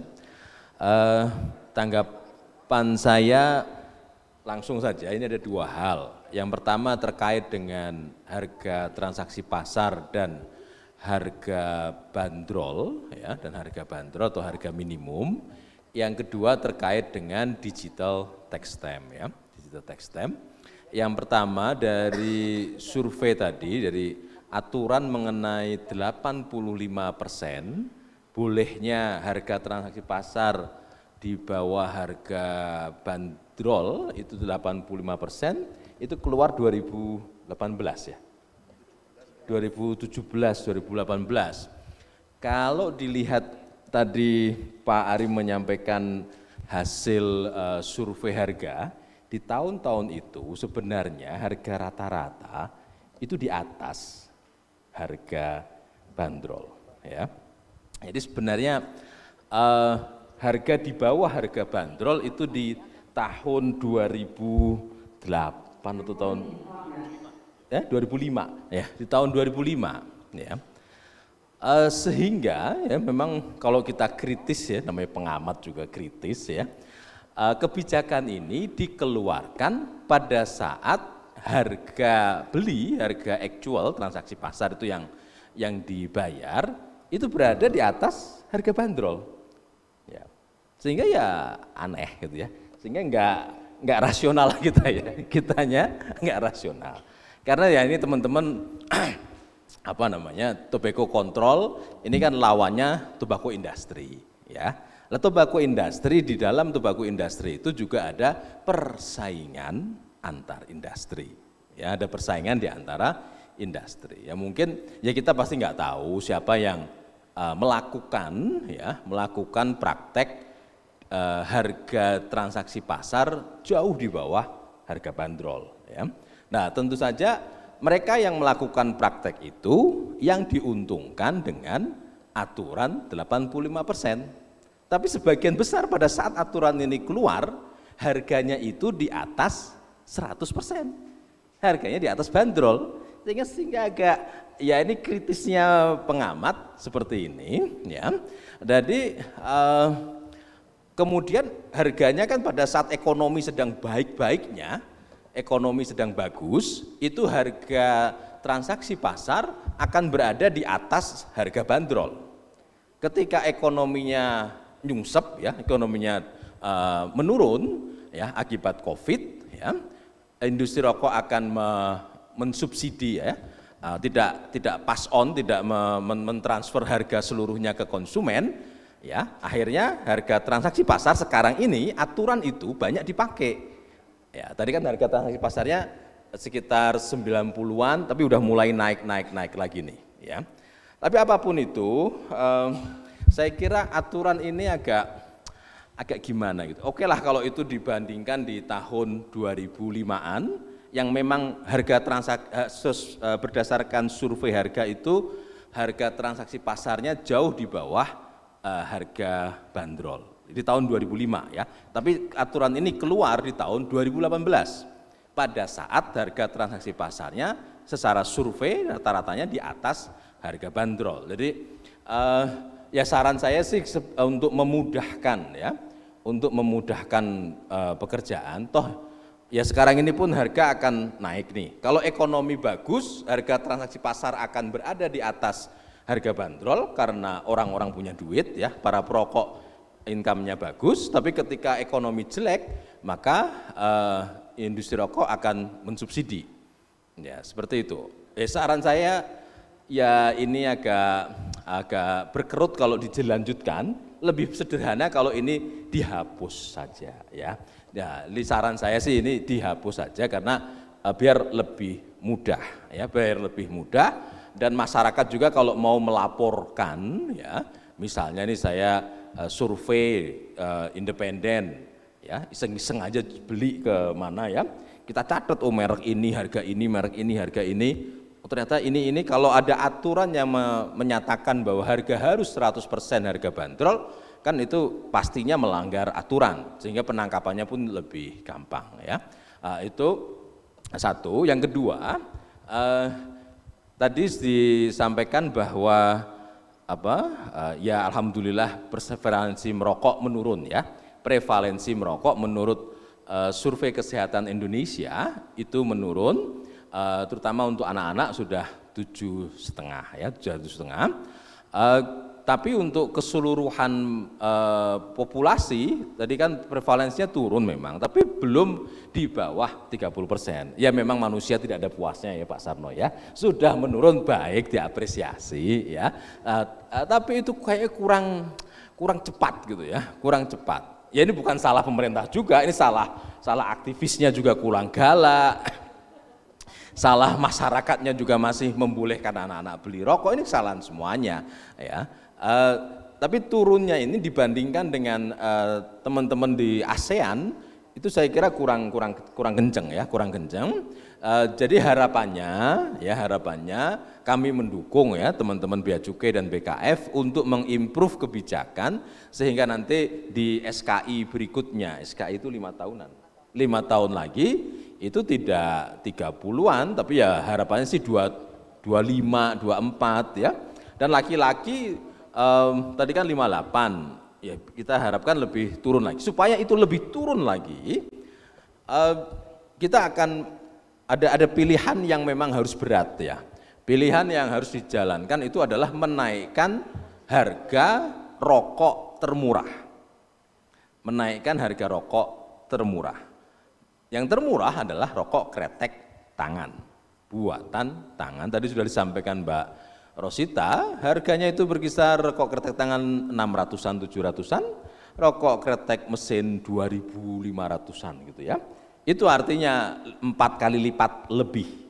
Secara sederhana ya dengan logika itu, para perokok yang sudah merokok akan mencari alternatif yang lebih murah, yang penting ada asapnya, ya, para perokok.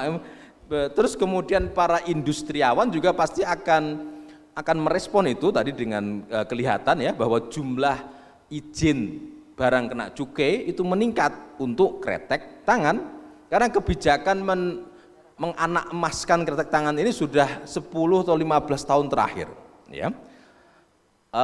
Dan mungkin ya selamanya memang seperti ini ya enggak, tapi lebih kuatnya di 10-15 tahun terakhir, sehingga rokok kretek tangan akan meningkat terus, ya, kretek mesin turun.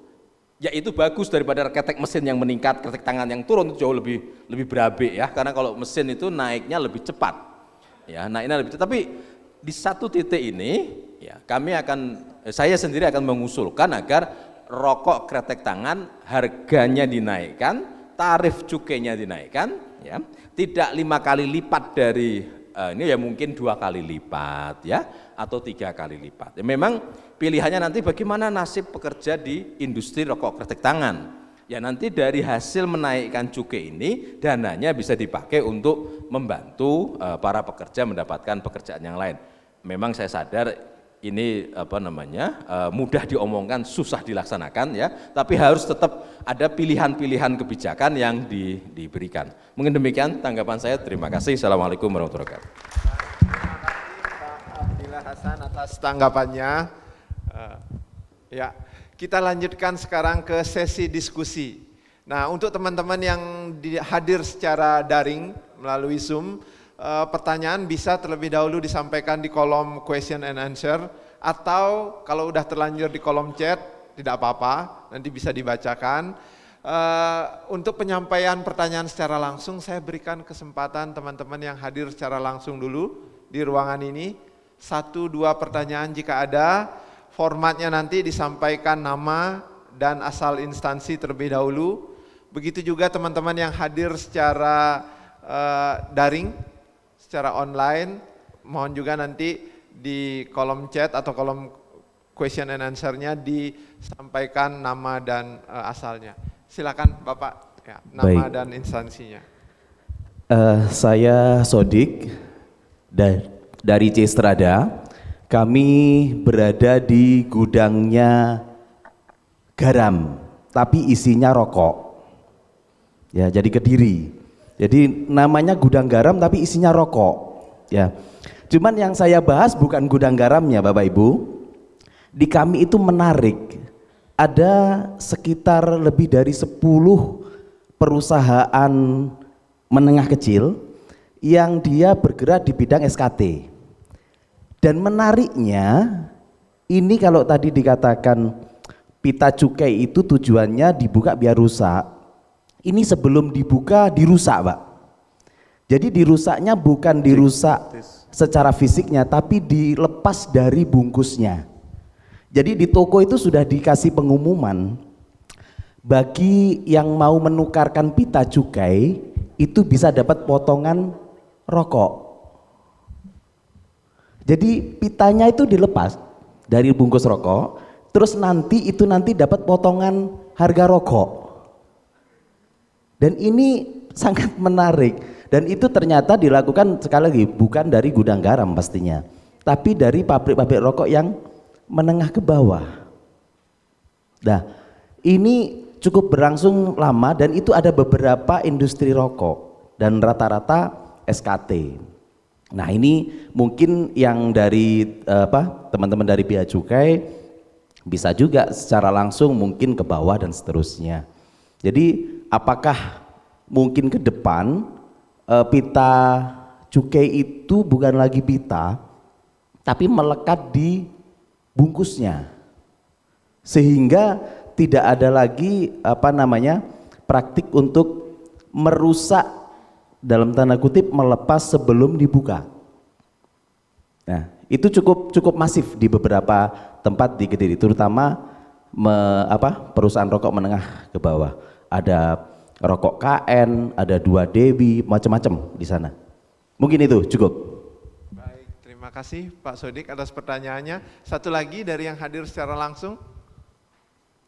Tadi menarik ya, ternyata itu dilepas, masih utuh, itu bisa untuk dapat potongan, ditempel lagi di produk nantinya gitu ya. Oke, silakan. Ya. Perkenalkan, saya Sepriu dari Bengkulu. Yang saya tanyakan terkait dengan ini di provinsi kita ini cukup unik juga, Pak.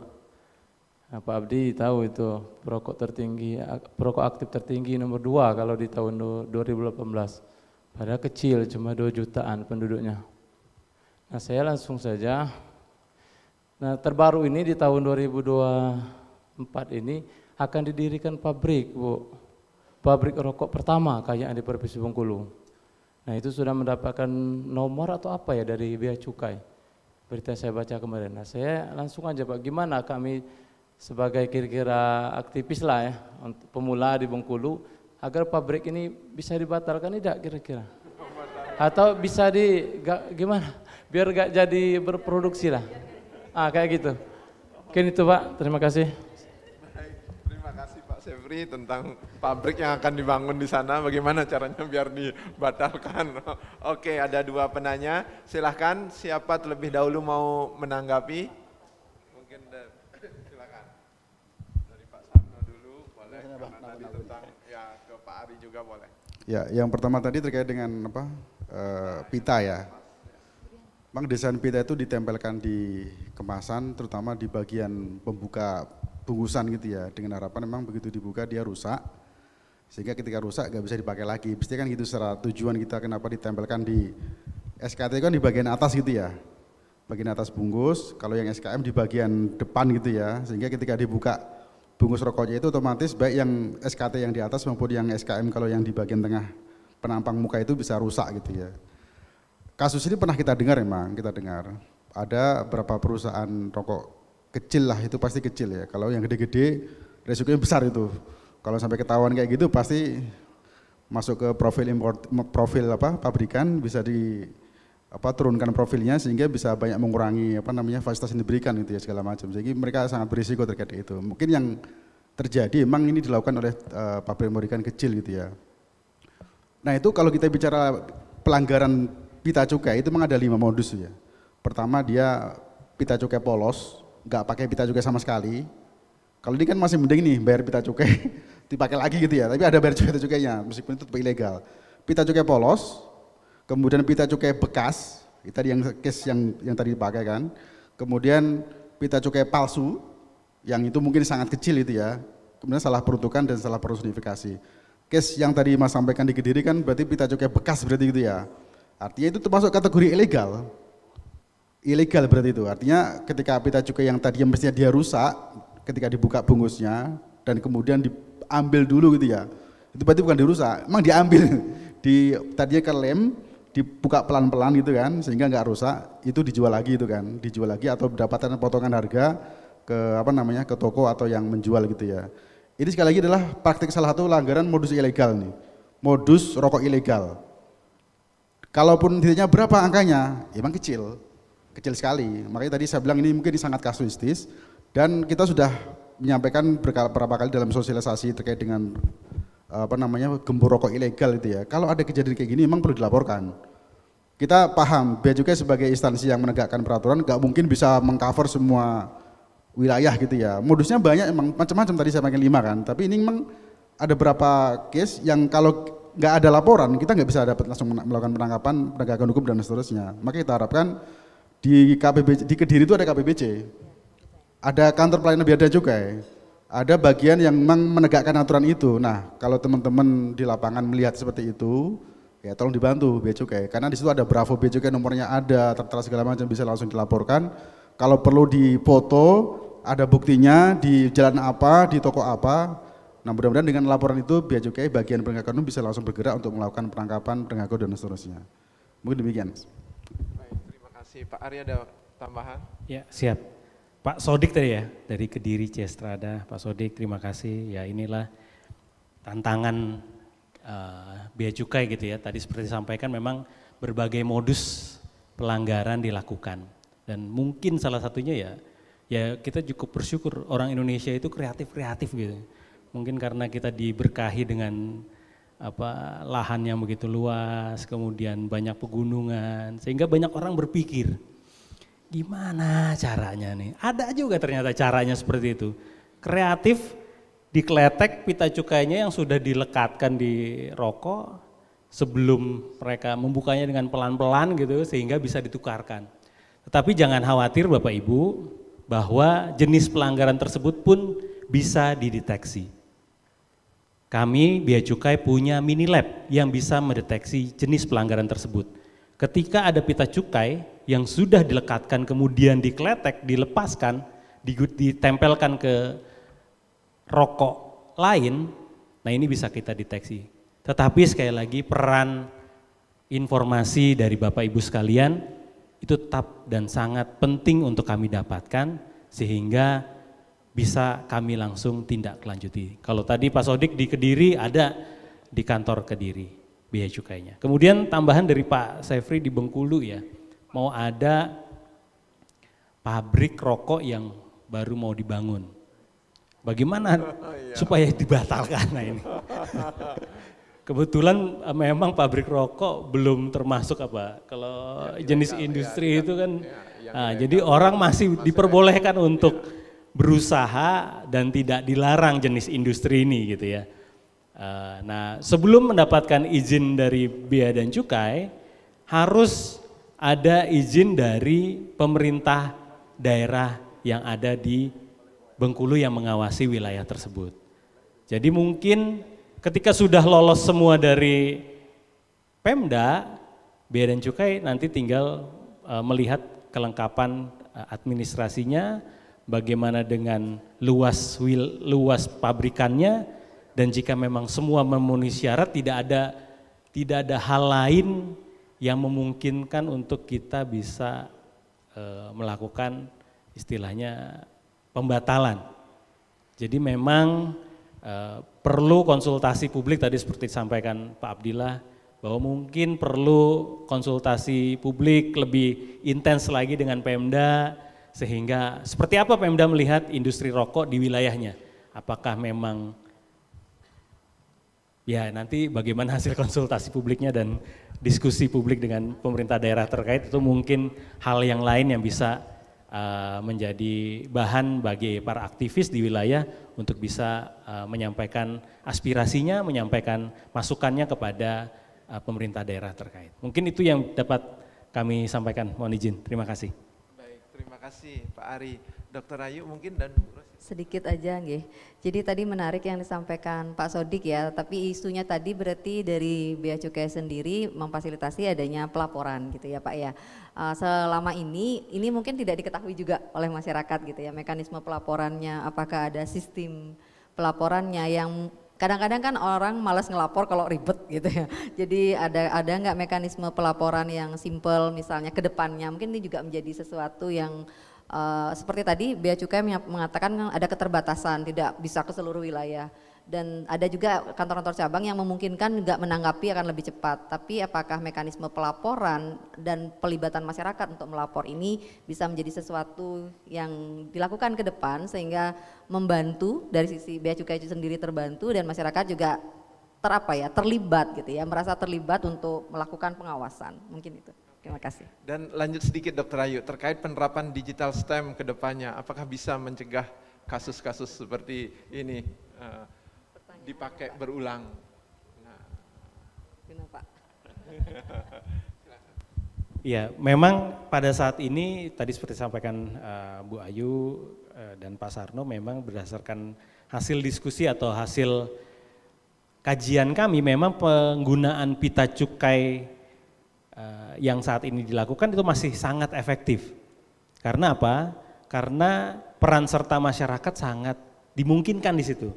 Dibandingkan jika ketika ada seperti security ink atau QR yang memang mungkin perlu proses lebih lanjut lagi ketika masyarakat ingin mau melihat ini palsu harus ada aplikasi khusus, ada sistem khusus yang bisa mengidentifikasi legal atau tidak legalnya pita cukai tersebut. Tapi ketika pita cukai masyarakat sudah lebih memahami, kemudian ada tadi identifikasi tahun pitanya, tahun fiskalnya, kemudian ada jenis hasil tembakaunya, misalnya jenis rokoknya di pita dibandingkan dengan jenis rokok yang ada tercetak di kemasan berbeda atau sama. Nah ini juga bisa menjadi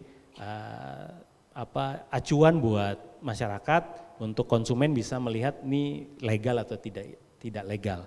Dan untuk saluran pengaduan itu bisa diajukan melalui berbagai saluran lewat website beacukai.go.id/pengaduan, atau juga bisa lewat email pengaduan.beacukai@custom.go.id, atau melalui telepon di 021 1500 225 Bravo Bea dan Cukai. Nah, itu saluran-saluran yang dibuka oleh Direktorat Jenderal Bea dan Cukai untuk menerima aduan dari Bapak Ibu sekalian.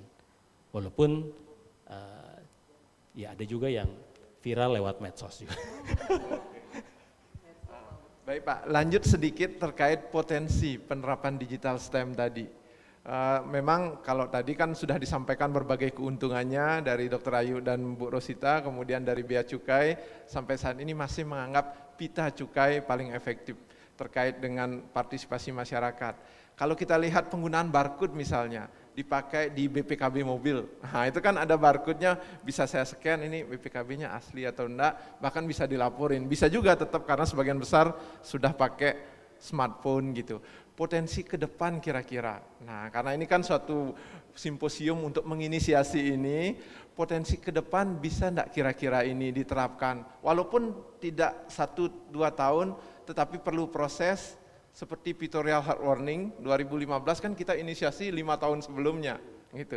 Nah, untuk digital STEM ini gimana potensinya ke depan kira-kira Pak Ari dan Pak? Mungkin saya duluan, mungkin nanti Mas Ari bisa nambahkan. Terkait dengan salah satu tadi kita bilang yang efektivitas dan efisiensi dari penggunaan pita cukai saat ini kan, dengan adanya survei kita bisa kemudian men-follow up dalam bentuk kebijakan. Nah, tadi saya sampaikan data survei terakhir kita itu kan di angka 5,5% 2022, itu yang paling banyak bukan pita cukai bekas, bukan pita cukai palsu, tapi justru adalah saltuk dan salson. Nah, itu yang kemudian harus kita respon dengan kebijakan kita, apa yang harus kita lakukan. Kalau kemudian responnya salah, ya bisa nanti outputnya bisa salah, nggak tepat itu. Artinya kalau kemudian kita respon dengan menggunakan digital STEM, objektifnya apa gitu kan, harus kita pastikan dulu kalau kita mau mengubah sistem tarif cukai kita yang selama kita menggunakan pita cukai dan dianggap sudah sangat efektif itu dalam rangka untuk pengendaliannya, dalam tracing ilegal dan seterusnya, terus kita mau ubah menjadi sesuatu yang baru gitu ya, teknologi baru, tracking and trace atau tadi digital ink dan seterusnya, kita harus pastikan dulu apa objektif utamanya. Justru kalau kita lihat survei terakhir yang dilakukan teman UGM kan kita bisa lihat tuh bagaimana kemudian praktek yang selama ini terjadi makin banyak di sini adalah saltuk dan salson. Saltuk itu salah peruntukan tarif cukai yang mestinya untuk SKT ditempelkan ke SKM. Nah, itu yang responnya harus kita lakukan sekarang apa? Nah, berarti ini ada salah di kebijakan tarif cukai SKT yang mungkin sangat rendah sehingga orang tadi mungkin salah satu yang disampaikan Bu Ita bikin pabrik baru-baru yang SKT gitu kan. Atau mungkin tarifnya karena rendah sehingga kemudian orang termotivasi, udah beli SKT yang banyak ya nanti kita tempelkan di SKM gitu. Nah, justru itu Pak, menurut saya Pak Artawan ya, yang perlu kita respon dari hasil data, hasil survei yang selama ini ada, maka kebijakan kita yang tarif cukai ini berarti, tarif cukainya, layernya, itu yang harus kita perbaiki. Bukan kemudian terus tiba-tiba kita punya ide baru ke digital STEM misalkan. Nah, ini kita linknya apa ini? Harus kita cari linknya dulu antara masalah dengan solusinya gitu. Jangan sampai kita kemudian mismatch di situ itu, menurut saya gitu Pak Artawan.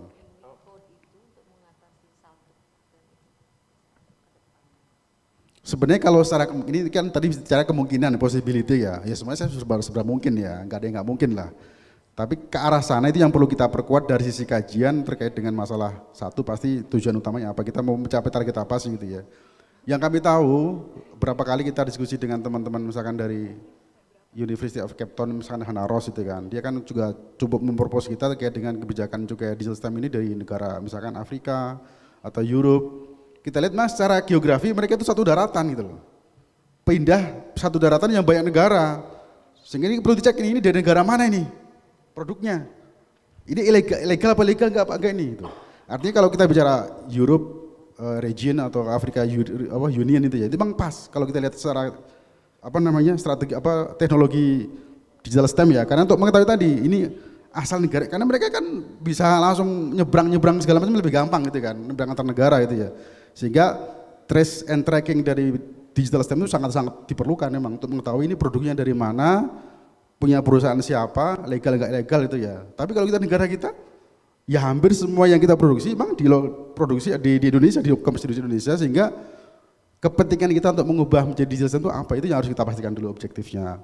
Yang kedua kemudian kita bicara cost benefit analisisnya. Ini kita juga belum tahu nih biaya untuk mengubah dari tadinya kita pakai pita cukai menjadi diesel itu berapa, itu harus kita pastikan untuk mengetahui cost benefit analisis dan seterusnya.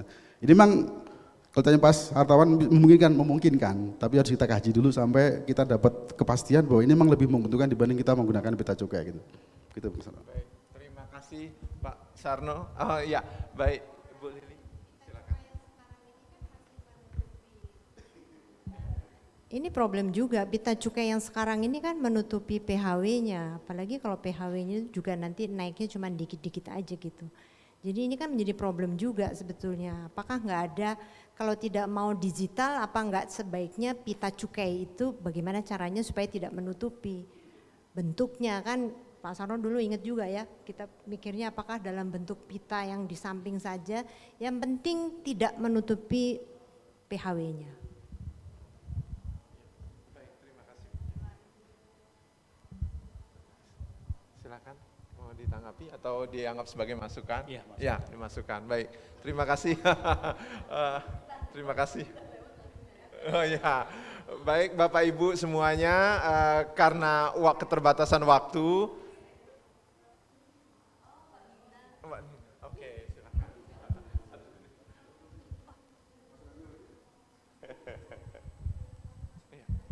Selamat sore, terima kasih. Saya Nina Samidi, saya dari Komnas Pengendalian Tembakau. Saya tetangganya Bapak, siapa Pak? G, saya di Kediri juga. Di sana masih banyak rokok harga 5.000-an per bungkus, isinya 12 dan tanpa pita cukai. Tapi saya mengapresiasi DJBC mungkin yang juga dinas di Kediri yang rajin sekali melakukan kampanye rokok ilegal sampai dibikin ada konser rakyat ya, tapi sayangnya Gudang Garam ikut mensponsori, jadi kesannya nggak apa-apa ngerokok yang penting legal. Yang pertama sebentar, Pak Ari mohon izin mengenai PHW tadi yang disebutkan Bu Lili, ini masalah serius ya Pak, mohon ini adalah titipan dari kami. Jadi kami mohon dengan sangat masalah pita cukai menutupi PHW itu adalah seperti menghilangkan atau mengurangi hak rakyat untuk mendapatkan edukasi yang benar tentang bahaya rokok. Karena hak mereka untuk mendapatkan informasi mengenai bahaya rokok menjadi berkurang Pak. Jadi saya mohon untuk benar-benar dikaji agar DJBC mendapatkan jalan keluar bahwa pita cukai itu sama sekali tidak boleh menutupi PHW. Kita cari presiden terbaik dari negara-negara lain bagaimana caranya agar PHW tidak tertutupi pita cukai. Sebaiknya memang ke samping Pak, jadi jangan sampai menutupi ke depan. Nah ini yang harus dibicarakan koordinasi benar-benar dengan Kemenkes. Kami rakyat yang berharap anak-anak kami terlindungi dan mendapatkan edukasi dari PHW ini, jangan sampai itu PHW tertutupi. Ini mohon menjadi concern yang harus benar-benar dipertimbangkan ya Pak dari DJP. Titip ya Pak Ari. Mengenai digital stamp, sebenarnya ini ide yang sangat menarik. Mungkin untuk kedepannya bisa berguna. Tapi harapannya sebenarnya 10 tahun ke depan malah udah nggak ada yang ngerokok lagi. Jadi kita nggak perlu lagi ada digital stamp, nggak perlu lagi ada pita cukai. Kita end game tobacco. Ya. Makasih. Baik, terima kasih Bu Nina masukannya supaya nanti fokus di pemasangan tidak menghalangi pictorial hard warning-nya. Demikian Bapak Ibu sesi simposium kedua ini kita akhiri dengan sebuah PR buat kita. Kalau ingin menerapkan nanti digital stamp kita perlu menyampaikan suatu kajian atau mungkin naskah akademis urgensinya, objektifnya dalam menyelesaikan masalah kesalahan peruntukan dan kesalahan personifikasi tadi. Demikian kurang lebih yang dapat saya sampaikan. Mohon maaf jika ada salah kata dalam pelaksanaan simposium 2 ini dan terima kasih atas kehadiran Bapak Ibu semuanya. Baik, terima kasih Dr. Artawan. Mohon berkenan Dr. Artawan dan juga Bapak Ibu narasumber untuk berdiri di depan panggung dan saya undang juga kepada Bapak Abdillah untuk berdiri di depan panggung untuk memberi penyerahan cenderamata kerang kenangan.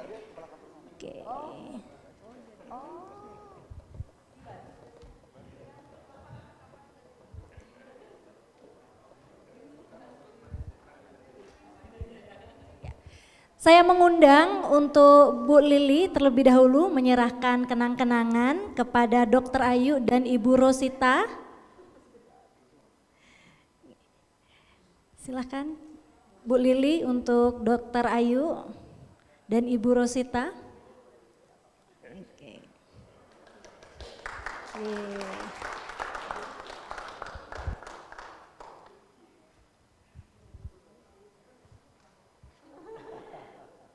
Terima kasih Bu Lili, mohon mendampingi di sebelah Ibu.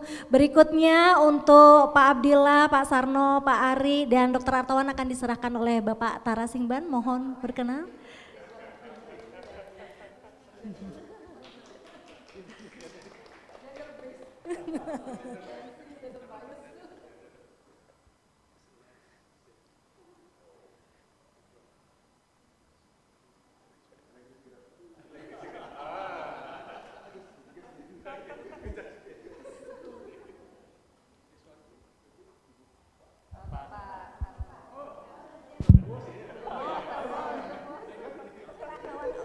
Also for Dr. Artawan, Pak.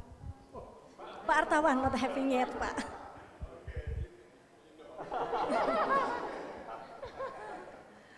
Baik, terima kasih. Mohon berfoto bersama terlebih dahulu pada narasumber moderator. Kita berikan aplaus sekali lagi Bapak Ibu. Ya. Oke, 1, 2, 3. Iya, terima kasih Bapak Ibu. Kami persilakan kembali ke tempat duduk. Baik Bapak Ibu yang kami hormati para hadirin, baik yang secara online maupun offline. Terima kasih atas kehadirannya dalam Simposium 2. Saya Dian selaku panitia dan mewakili seluruh panitia yang bertugas hari ini mengucapkan terima kasih atas kehadirannya dan partisipasinya. Dan mohon maaf jika ada yang kurang dalam penyelenggaraan Simposium 2 kali ini. Terima kasih dan sampai ketemu lagi. Informasi bahwa Bapak Ibu silahkan menikmati coffee break yang sudah disediakan di luar ruangan. Terima kasih Bapak Ibu. Wassalamualaikum warahmatullahi wabarakatuh. Om Santi Santi Santi Om. Shalom Namo Buddhaya. Salam sejahtera untuk kita semua. Sampai bertemu kembali. Silahkan Bapak Ibu, coffee break tersedia di luar ruangan.